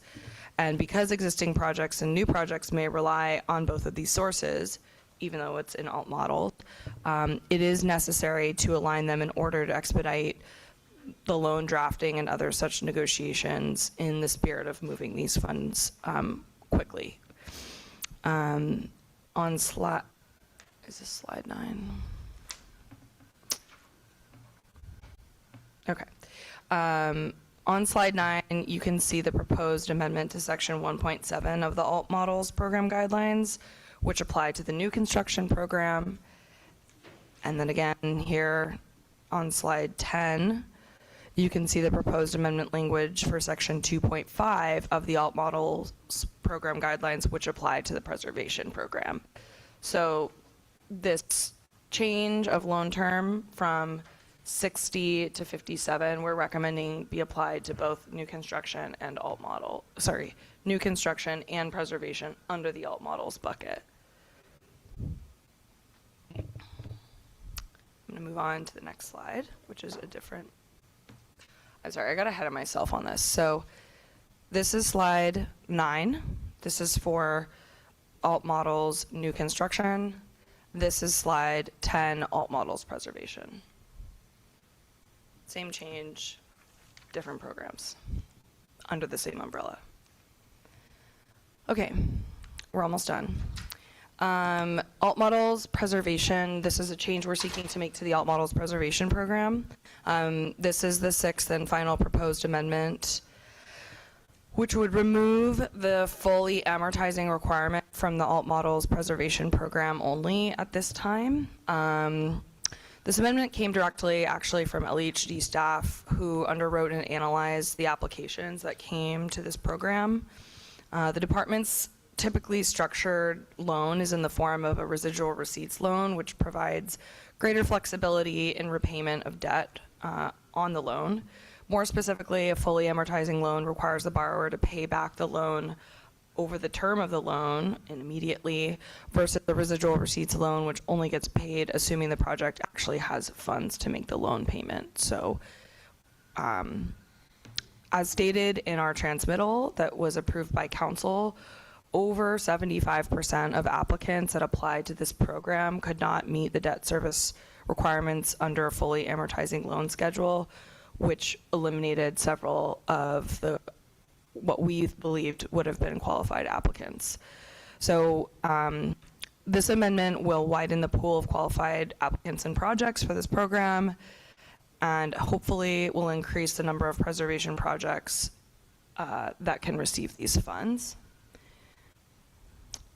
This would require an amendment to section 2.3 of the alt models guidelines, which you can see on the slide. And this last slide is just an extension of the amendment I just described in the previous slide, and is specific to the loan term section of the guidelines 2.5 of the alt models guidelines. And just a couple last things. The department is proposing these amendments in order to administer the ULA programs more effectively, and in the spirit of maintaining guidelines that are evergreen, a word that was used a lot, I think, in the development of these guidelines, and flexible enough to align with the overall goals of the measure, but also be responsive to stakeholder feedback, is what we're seeking to do here. And as I mentioned earlier, the first tranche of proposed amendments, this is the first tranche of proposed amendments, and you'll likely be presented with more from the department moving forward, and we really appreciate your partnership on all these amendments. So with that, we can answer questions. Thank you. And thank you for allowing us to interrupt you. Are there any other questions? Oh, Vice Chair and then Nancy.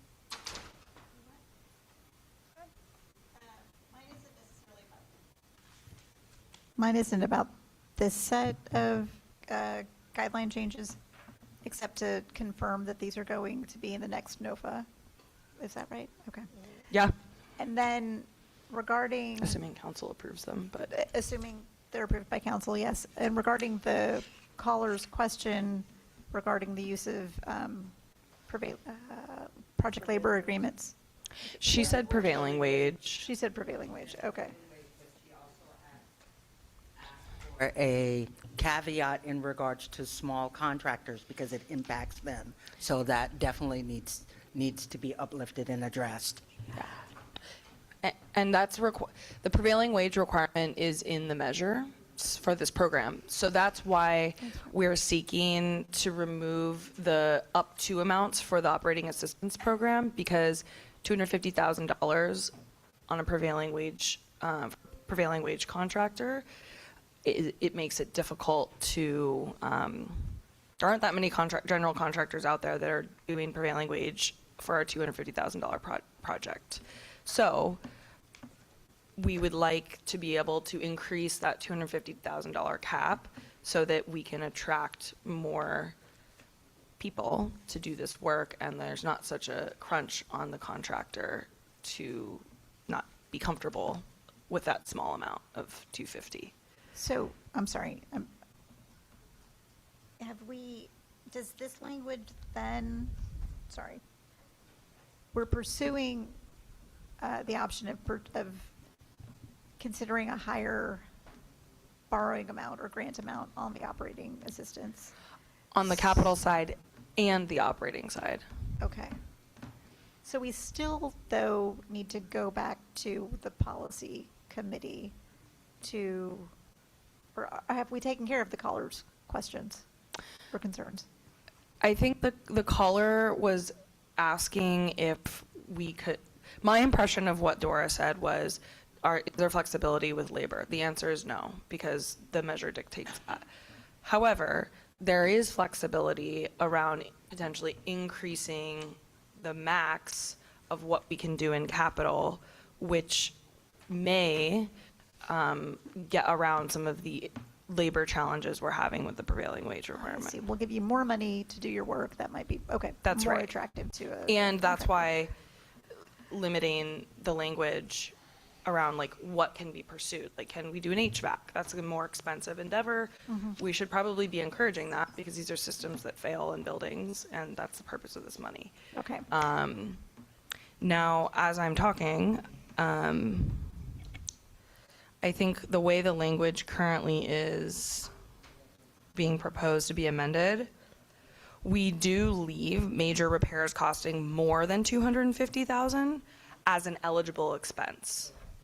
So I think that's okay.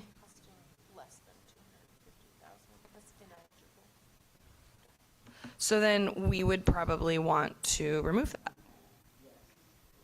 I'm sorry? So on, oh, sorry, I should go back.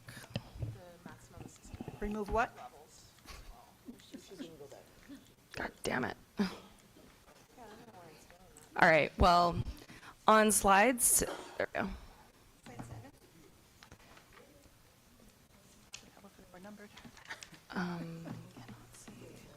There we go.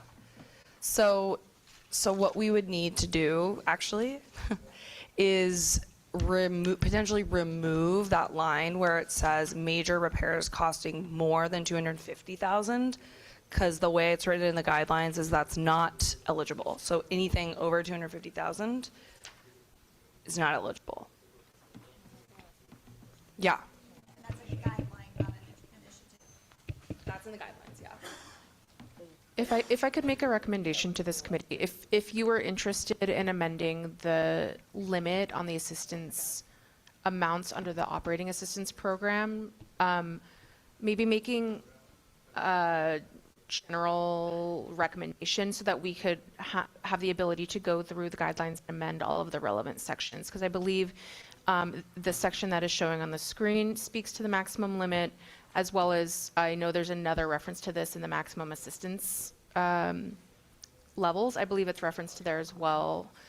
So if the committee were to want to amend this limitation, maybe direct us to make that change everywhere that it appears in the guidelines. Okay.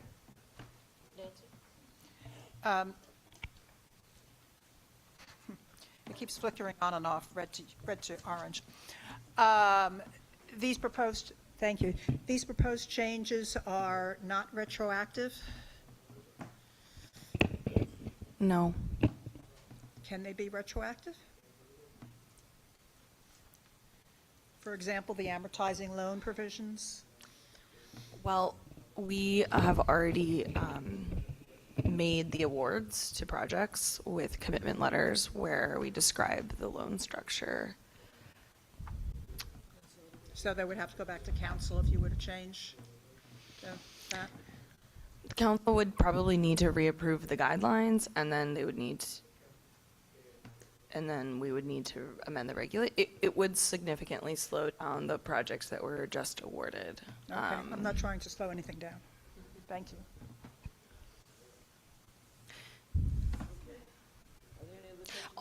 Also, we ran into this issue with other parts of this where potentially we, the city, could be exposed because essentially we said, this is what it's going to look like.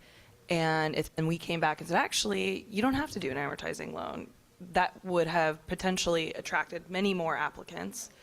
And that is a procurement issue for us to make it retroactive. That's what we've been told, at least. So does this conclude this item? Any more questions? Action item? It's an action item? No, we need to approve with amending. So I guess the question is, are we going to approve the amendments as stated? I think per Callie's suggestion, I would say that in order to address that $250,000 cap, you direct us to make the change more broad. Wherever that cap is limiting, we should change that because here it's not extensive and the edit you just saw on slide 6 doesn't address the issue of the $250,000 cap. And then if there are references to on the operating side to the $2,000 per unit per year for the 2-year period, I think we captured all of that, but the broader recommendation would be directing us to make sure that that was removed from the guidelines as well and addressed in our regulations. I am a little bit concerned about us making this change on the fly right here. The rest of the amendments were all based on, I feel like larger conversations, and now we're talking about doing a change based on one public comment that might 100% be right and the thing we should do. I just feel like everything else has gone through a much longer process, and now we're talking about making one additional change that hasn't really gone through that process. So I just want to voice that. I just feel like it's curious that it hasn't come up before.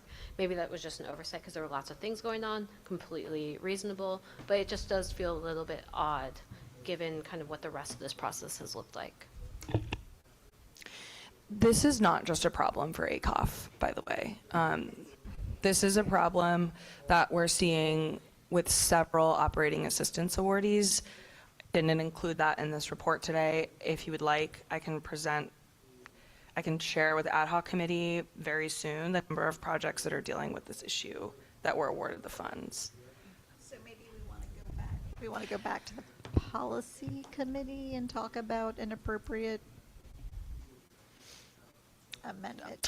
So the reason why we're getting, so we really want these to be approved before we open the next NOFA.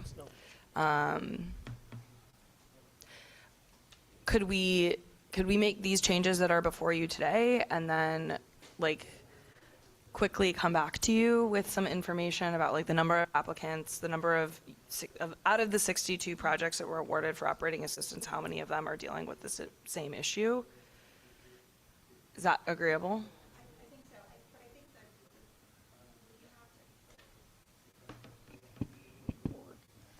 that would you have to come back to, could you? I could provide that at the next meeting. I could provide that data at the next meeting, or I could provide it to the ad hoc committee. Up to you guys what you want to do on that.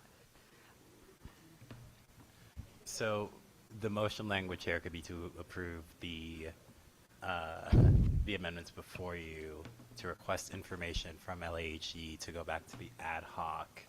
Can we do a thing whereby if the ad hoc agrees with LAHSA's language, then those suggested amendments also get rolled in without coming back to the full COC? Would folks be comfortable with that? That would be ideal. So do we have a motion? Do you have a second?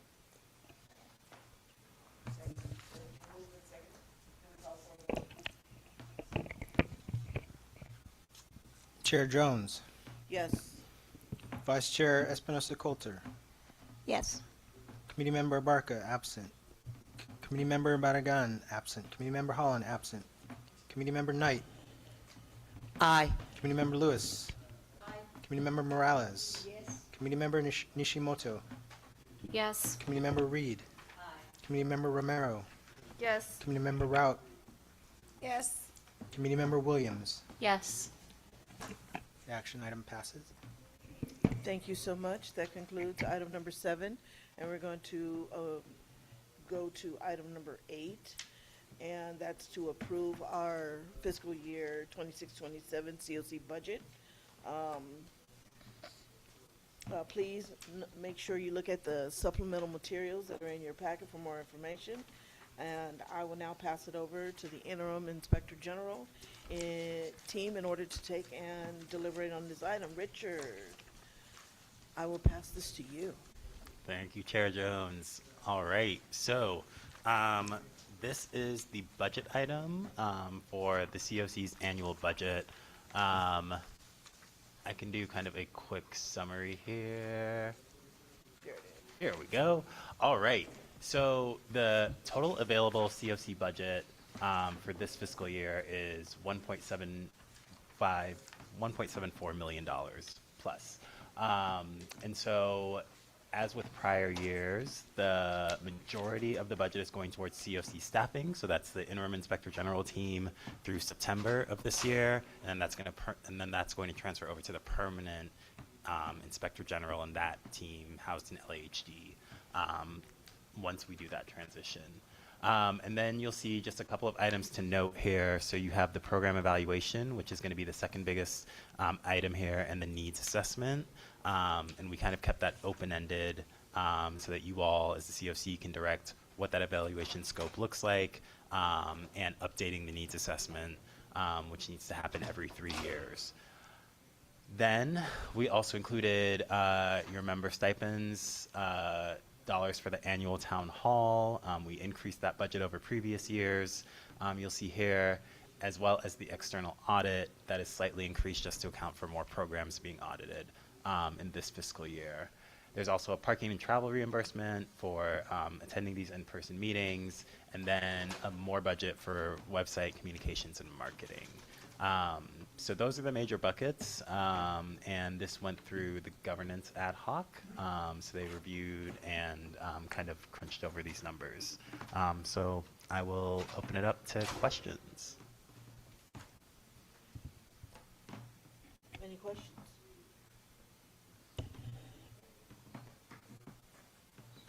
Oh, no worries. Don't be sorry. There had been some conversation about potentially having a budget for independent counsel if we felt we needed independent counsel for issues as they come up. City attorney is great for a lot of things, but if there are, if we have conflicts with like the city council or the mayor's office or something like that, then they're obviously conflicted out of those. So I was wondering if there was any discussion about the feasibility of having a budget line item for that. I'll open it up to committee members if they want to share what discussions were had, and I can chime in. Actually, we did have that discussion, and we're forwarding it to the full COC for input. We provided a potential budget, but it's not approved yet, so we can discuss.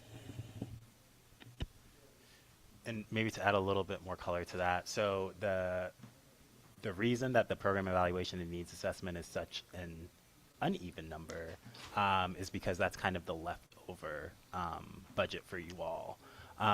There isn't a specific item in there for independent counsel, only because we don't actually understand how that would happen. Even if you all budgeted for it, it is, well, we know at a minimum that you all would first need to get city attorney's approval and council's approval before hiring someone independently. So it isn't even clear that you would be able to readily use those funds if you said tomorrow, let's say, you needed to get someone quickly. And so we just left it off. I got a question. Oh, go ahead. So that means that even if we did find a way to put this... I don't know if your mic is on. Even if we did find a way to put this in our budget, but if we didn't use it, it would just roll over. That's correct. So I guess then just for clarity, so if the program evaluation needs assessment is kind of just everything that's left, does that mean we have flexibility with that line item? Like, can we use it for things that aren't program evaluation and needs assessment? No, my understanding is that Yeah. if it's a line item, it needs to be used for those. So program evaluation and needs assessment can be used for those things. Yeah, so I guess that's where I have a little confusion, because I think we're kind of have this like chicken and the egg thing where there's also, if we have no budget for independent counsel, then we'll never seek independent counsel. So maybe it never gets approved, but we don't have a way to pay for them anyway. So that's, I think, where we're running into some issues. And I guess my offering there and the deliberation that you all will have to have is if you separate an item for legal counsel, then that money kind of stays in limbo. It will roll over, but you cannot then, well, you would just have to amend your budget at some point to say we're shifting monies from the legal counsel piece to, so let's say you say we're taking $150K out of program eval and needs assessment and dedicating that to potential legal counsel, then that's less budget for those items, which LHD is going to then rely on to do the RFP and solicitation processes. So it just, yeah. I guess, or maybe this was what I didn't understand. Like, does the program evaluation needs assessment, does it need the 594? Because that's totally valid. How I heard it was that was kind of just everything that was left. So I'm trying to understand. It kind of feels like we already have what you're describing, but it's just in program. It's just part of program evaluation, which is we don't necessarily expect to spend it all there, and then it's just going to kind of sit there until we need to move it somewhere else. Yeah, and I guess maybe the way to look at this budget is these are all things that are either identified priorities because you all have done them before or mandates that you all have to fulfill. And so it was just weighing those things against legal counsel, which is kind of optional. And if we so chose to do a budget amendment, what would be the process? Same, it would go to governance ad hoc. You all would all have to approve it, and then it would go to council. Thank you. Yes. Is it feasible to have a contingency line item in a budget? I don't see why not, but someone disabuse me of that if I'm wrong. I mean, really, I'm sure, it's done all the time, and I just don't want us to be subject to, let's just cut that. But, normally we would see, say, a 10% contingency in a budget, and I would propose that we move 10% out from program evaluation and needs assessment to contingency. And then as that RFP moves forward, hopefully it would give us some flexibility to determine what that is, or frankly, if we decide we need to, change website or something else. So.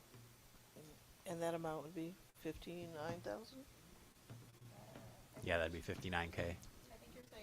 Well, I would take 10% of the 1.7, so. Ooh. So just to be clear on, I don't think you can, well, okay, this now gets tricky. Because if the 10% is in a contingency bucket, I think presumably you will have to allocate that contingency budget whenever you want to use it. I'm sorry, I missed that. You would have to allocate that contingency budget whenever you use it, right? So if you have like 170K sitting there, I think whenever you want to spend it, you'll have to allocate that. You all as a body. The COC does, or council has to? You all will, but it will still have to go through the I'm process, good with that. I believe. So that being said, however, that would be taking, essentially you'd be reducing all of these line items by 10%. I'm not sure that that's feasible for staffing. Yeah, for instance. I was proposing reducing the 594 by 170,000. Okay, yeah. Or, it doesn't have to be 10%, but. Yeah, if it's a blanket 10% Yeah. for 174K, then that effectively would reduce all of those by 10%. So that'd just be less money in each category that you can just spend outright, if that makes sense, right? Am I being clear?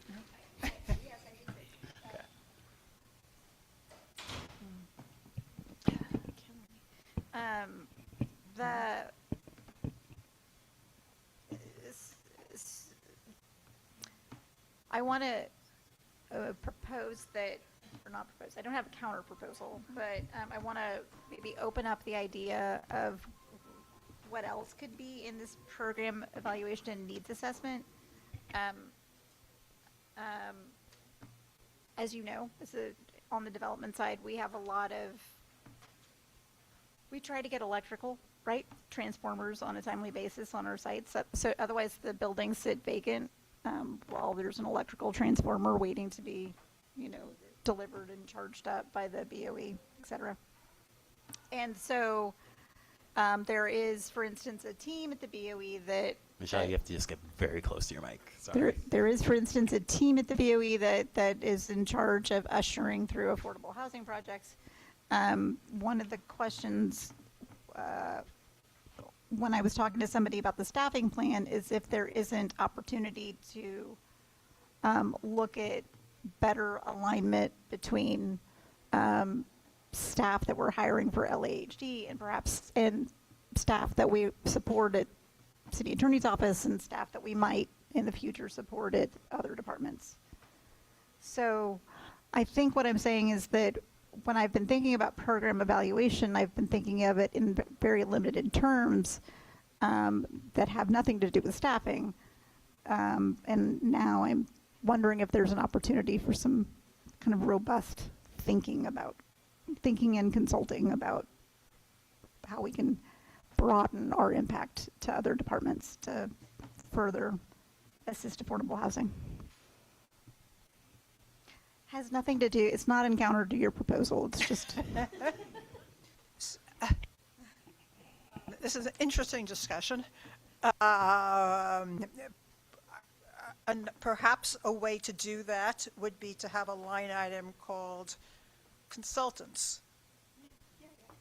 And that could have legal consultants or engineering consultants or something else. I mean, having once been a consultant, I know some people don't like that name on budgets, but that might give us some flexibility.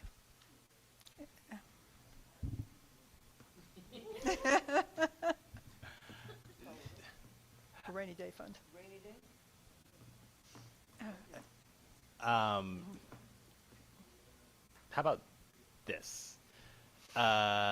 Because both the program evaluation and needs assessment will likely need an independent third party to conduct them. How about we just add that program evaluation, needs assessment, and independent consultants so that you all just cover that in that line item? Then you don't have to reallocate things in the future. That being said, that is your cap for that. That 594 is your cap there. Yeah, that's fine.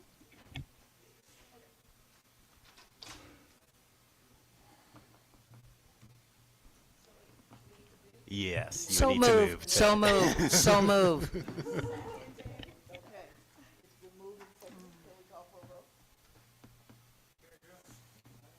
Chair Jones. Vice Chair Espinosa Yes. Coulter. Committee Member Barca, absent. Committee Member Radagan, absent. Committee Member Holland, absent. Committee Member Knight. Aye. Committee Member Lewis. Aye. Committee Member Morales. Committee Member Nishimoto. Yes. Committee Member Reed. Aye. Committee Member Romero. Yes. Committee Member Rout. Sorry, Committee Member Rout. Okay, absent for the vote. Committee Member Williams. Yes. Motion still passes. Thank you. All right, moving right along. That was, sorry. That concludes item number 8. We can move to item number 9. Okay, and that's also an action item. And this is to approve the additional 2026 ad hoc committee appointments per our bylaws. The COC chair will now appoint all members to committees with approval of the full commission. Due to our current committee membership and quorum rules, each ad hoc committee may have up to 5 members serving, such as I'm pleased to appoint our new commissioner that we even haven't announced yet, but she's in my report, I promise you, Danielle Williams, to 2026 evaluation, program evaluation and ad hoc committee. And after this appointment, the committee will remain as 5 members under quorum, which is according to the Brown Act, right? Okay, great. All right. And do we have any questions? Ms. Knight. Madam Chair, at what point in time will we create additional ad hocs or standing committees? Because we're teetering that fence in regards to ad hocs, and so we need to be real strict in regards to our governance element, so need to make that very clear at some point. We don't have to do it today, but we do need to make it at some point very clear. Yes, and that distinction is important because true ad hocs are not subject to the Brown Act, but standing committees are. So just to do a quick answer there is at the beginning of each year, you all designate ad hocs that are temporary in nature that will be around for the following year. So it reopens every year. And so that means it'll reopen again in June? Every calendar year, so in January. Point of order in regards to our governance structure. We're teetering on that fence. We have to determine a standing committee versus an ad hoc. And I very much heard what public comment said in regards to where we're teetering with that, and I agree. Any comments? And just to clarify, all of your subcommittees right now are ad hoc. So that's why at the beginning of every year they have a specific work plan and specific duties. So by ad hoc, we mean that they are all temporary, they constitute less than a majority of quorum, none of them are standing committees. But again, point of order. There's other components to ad hocs. Create a very narrow task, and ours have expanded. Disband after completing the task. We're rolling the tasks. So we're, again, teetering on that governance piece. City Attorney's Office and the Interim Inspector General, we can bring that issue up and discuss it offline. Awesome. Moving forward.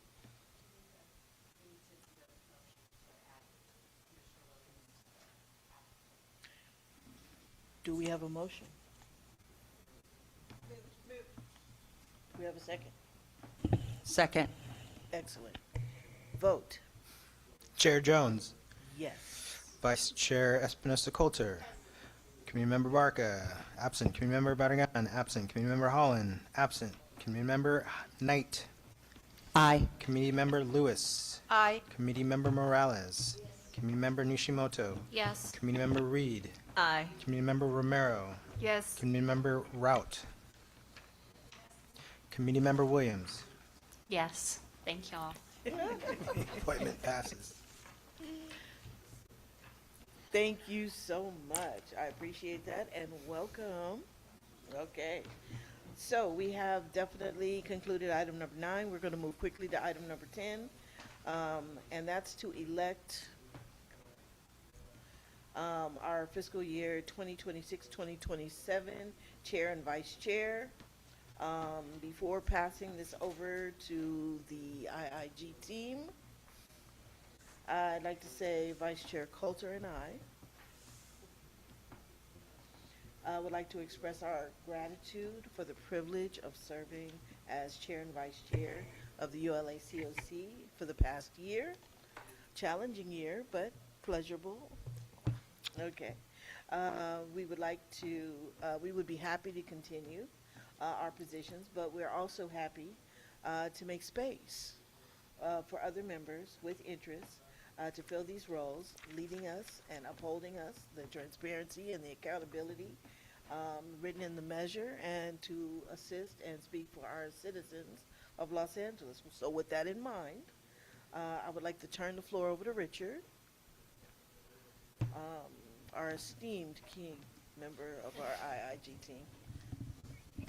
Thank you, Chair Jones. All right. So last week, the Interim Inspector General team circulated a nomination form to the members to highlight folks for chair and the vice chair for this upcoming fiscal year.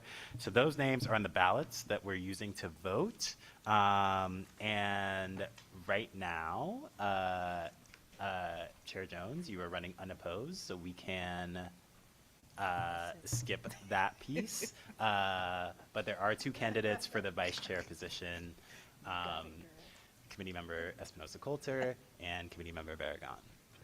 I move to accept the lone candidate of Zarita Jones for chair by acclamation. Love it. I figure that we can do just one vote for, yes, that will be the top one, and then we will move to select the vice chair based on the votes. So, any questions on process? Just voting for vice chair. On the sheet. On the sheet, the IG team will collect them unless there are any nominations that want to occur on the floor right now.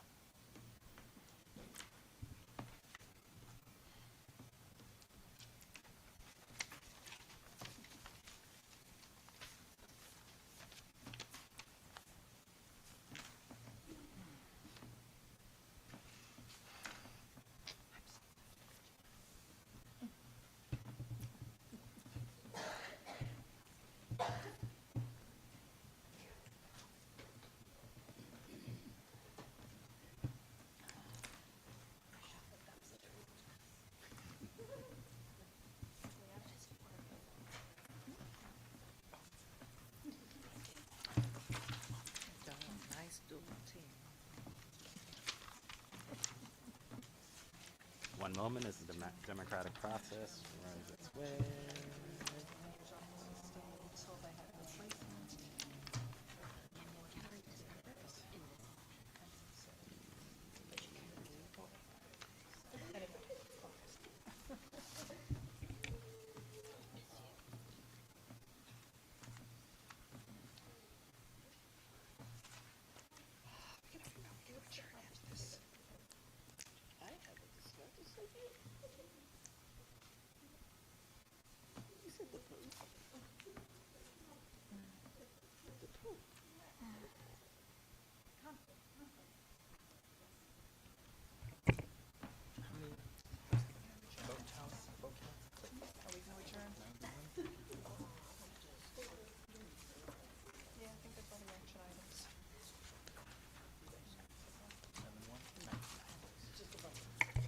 Okay, votes have been tabulated.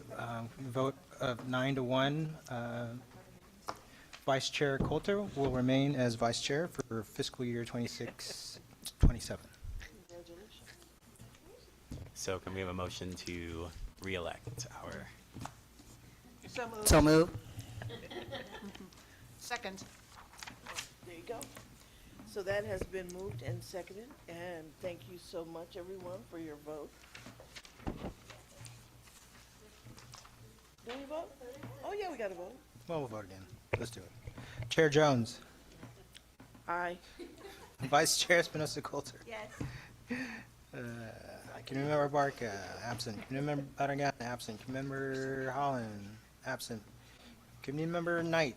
Aye. Committee Member Lewis. Aye. Committee Member Morales. Yes. Committee Member Nishimoto. Yes. Committee Member Reed. Aye. Committee Member Romero. Aye. Committee Member Rout. Yes. Committee Member Williams. Aye. Motion passes. We have Chair Jones for fiscal year 26-27 and Vice Chair Espinosa-Coulter fiscal year 26-27. Thank you so much, and also thank you for keeping me on track. I just assumed the paper was the vote. Thank you, helping me with my formalities. That concludes item number 10, and we can quickly run through items number 4, 5, and 6 but it is 5:15, so are we okay to stay? For those of us that can? So the We'll do remaining it. items are all discussion items. No problem. So there won't be any quorum issues that No folks worries. have to leave. All right, so the very first item we're gonna jump back to would be number 4. So I can, the first item that I'm gonna jump back to would be number 4, so I can welcome our new member formally, after she's done all this work. This afternoon. Okay, all right, here we go. So, next would be the COC Chair's report.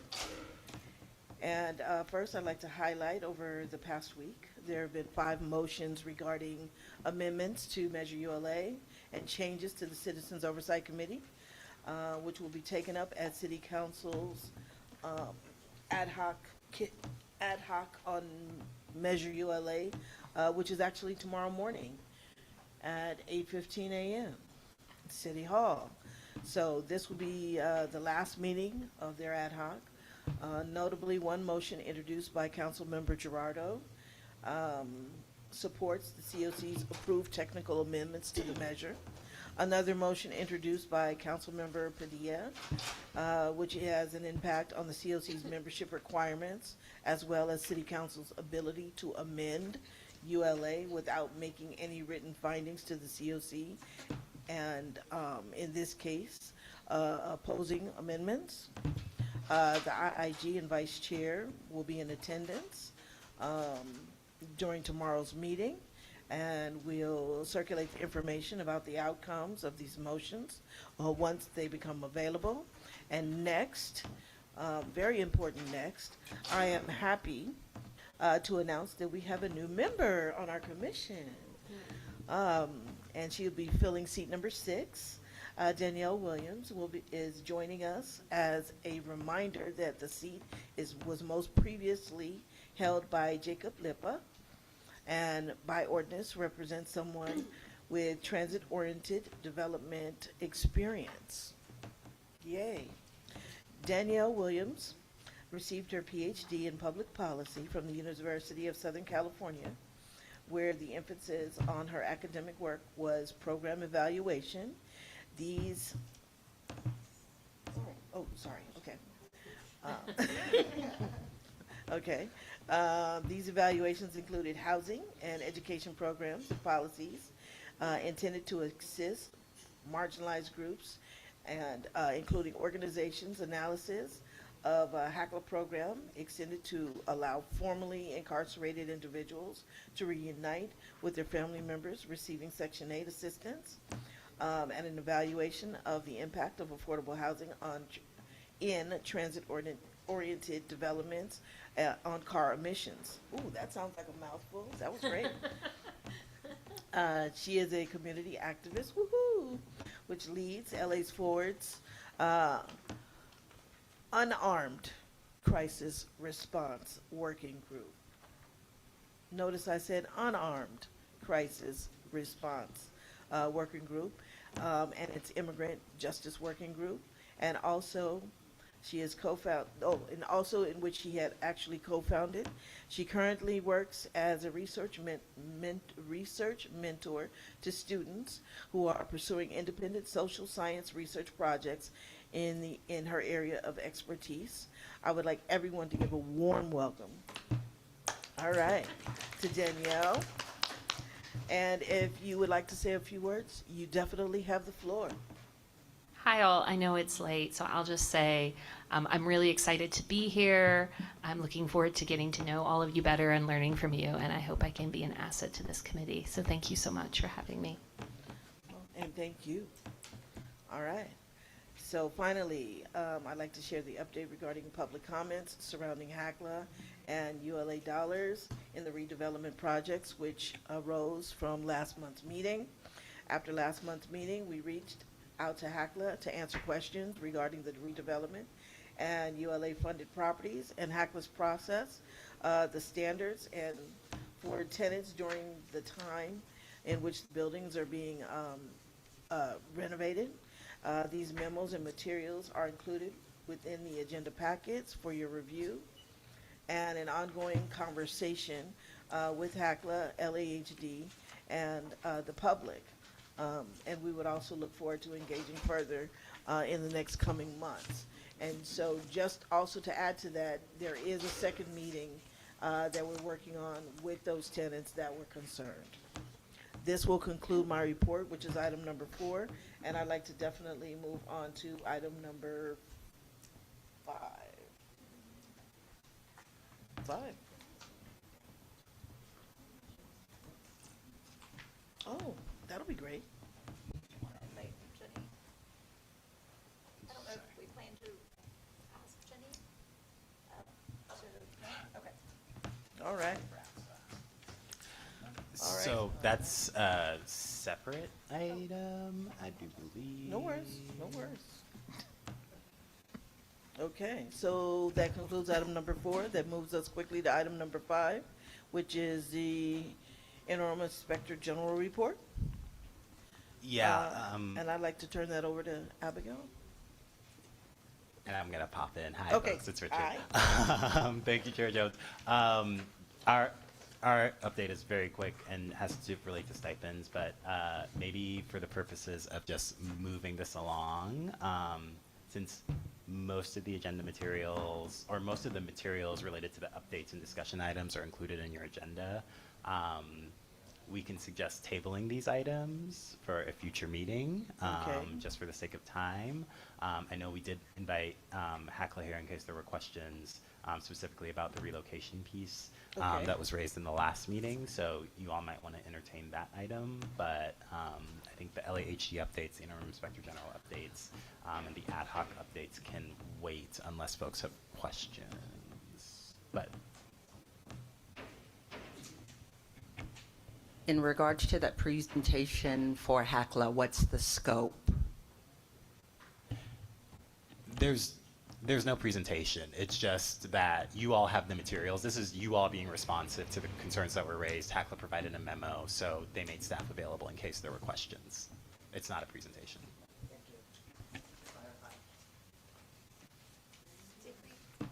Yeah, it's here. Are there any questions? No? No?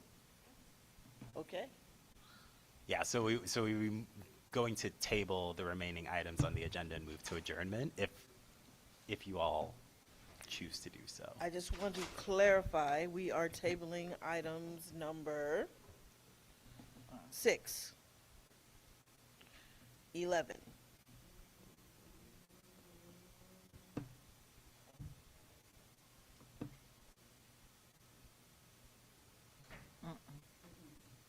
No? Not item 11. And just to be clear, our agenda doesn't have an end time, so we can listen to that one. Absolutely. Yeah, yes. You all can choose to table or not any of your items. Okay. Yeah, the Tahoe item is item number 11. And that's an update just on the progress that has been made thus far. Okay. It's the ad hoc report, but as a part of reporting back on the ad hoc. So what we covered in the governance ad hoc committee was discussed during the guidelines item, which is item 7. And so in this item, we'd just like to provide a brief update to just clarify what's been happening in the ad hocs. And then we wanted to provide an update on the program evaluation ad hoc, which includes the Tahoe questions that we discussed in the March meeting. So I think we should take item 11. Okay, good deal. All right, so that concludes item number 5, and we can move over to item number 11, right? Okay, thank you. All right. Item number 11 is... And just to be clear, we're tabling item 6. We're tabling item 6. Okay. And that's the only one that I have listed as being tabled. Okay. All right, so we're moving over to item number 11. And item number 11 is the report from the Program Evaluation and Ad Hoc Committee regarding Tahoe. and to give this brief report and the conversations that's been happening within the committees. First, I'd like to give the report back for the Communications and Outreach Committee, Outreach, Education, and Ad Hoc Committee. Communications, Outreach, and Education Committee has met once since our last COC meeting. We approved the spending for the remainder of the fiscal year 25-26 communications budget to advertise permanent Inspector General job posting. Through this, we've reached 108,175 unique different accounts. Also, we'll be working with the IIG and LAHD to begin integrating the Housing Department's spending spotlights from their reports, from our meetings, and to our social media. So that will be on calendar. Also, finally, I'd like to report back from the Governance Ad Hoc Committee. The Governance Ad Hoc Committee has met once since our last COC meeting, and they're working with LAHD to develop the applicant review procedures and priorities to hire the permanent Inspector General.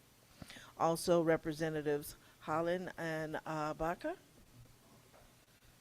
will represent the COC voice during this applicant review. They also met the review to approve the COC budget discussed in our agenda on item 8 today. So we're going to move to the report from the Program Evaluation Ad Hoc Committee, and I'm going to pass this over to Vice Chair Coulter.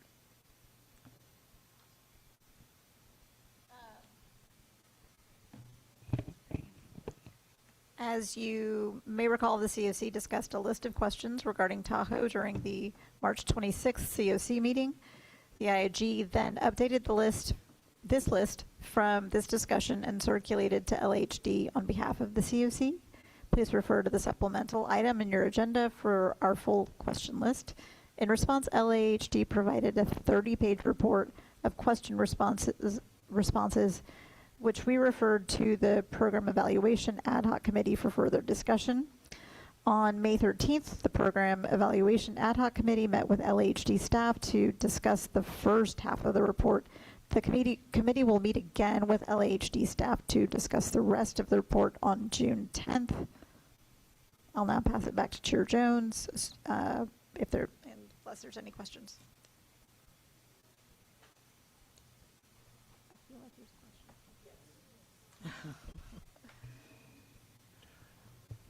We, in the ad hoc committee, requested either a communique or a presentation by the city attorney in regards to the Tahoe connection there. We're still awaiting a response in regards to that.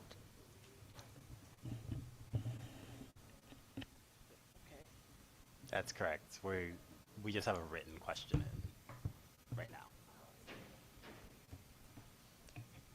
Also, I believe that's going to come out of that is a list of questions for the city attorney.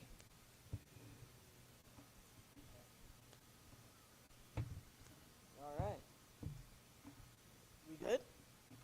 Any comments? All right. So that will conclude the report, and that closes item number 11. Any opposing to move to item number 13? Which is adjournment? No, item 13 is future agenda items. Ooh. Oh. Jesus, John, she's ready to go. Oh, yes, I'm sorry. 14 is adjournment. My bad. All right. Item number 13, future agenda items for the next COC meeting, which is going to be on July 16th of 2026. And Madam Chair, as prescribed, would like a presentation on Tahoe to the full COC. Would also like an update in regards to the tenant council that we have not received a report for a while. So that's a full report on Tahoe from LAHD or both LAHD and the city? Request was presentation regarding Tahoe and in regards to an update or report regarding the tenant council status. Okay. Any others?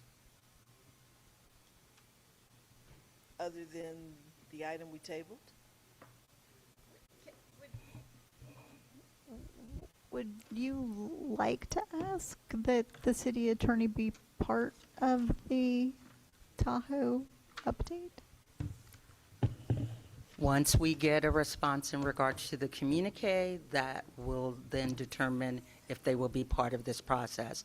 And just for clarification, there is a connection with Tahoe and Stay Housed LA in our program guidelines. So this is fully flushing out everything. Any other? Can I say that concludes item number 13 and we move to item number 14? Which is adjournment? So moved. Second.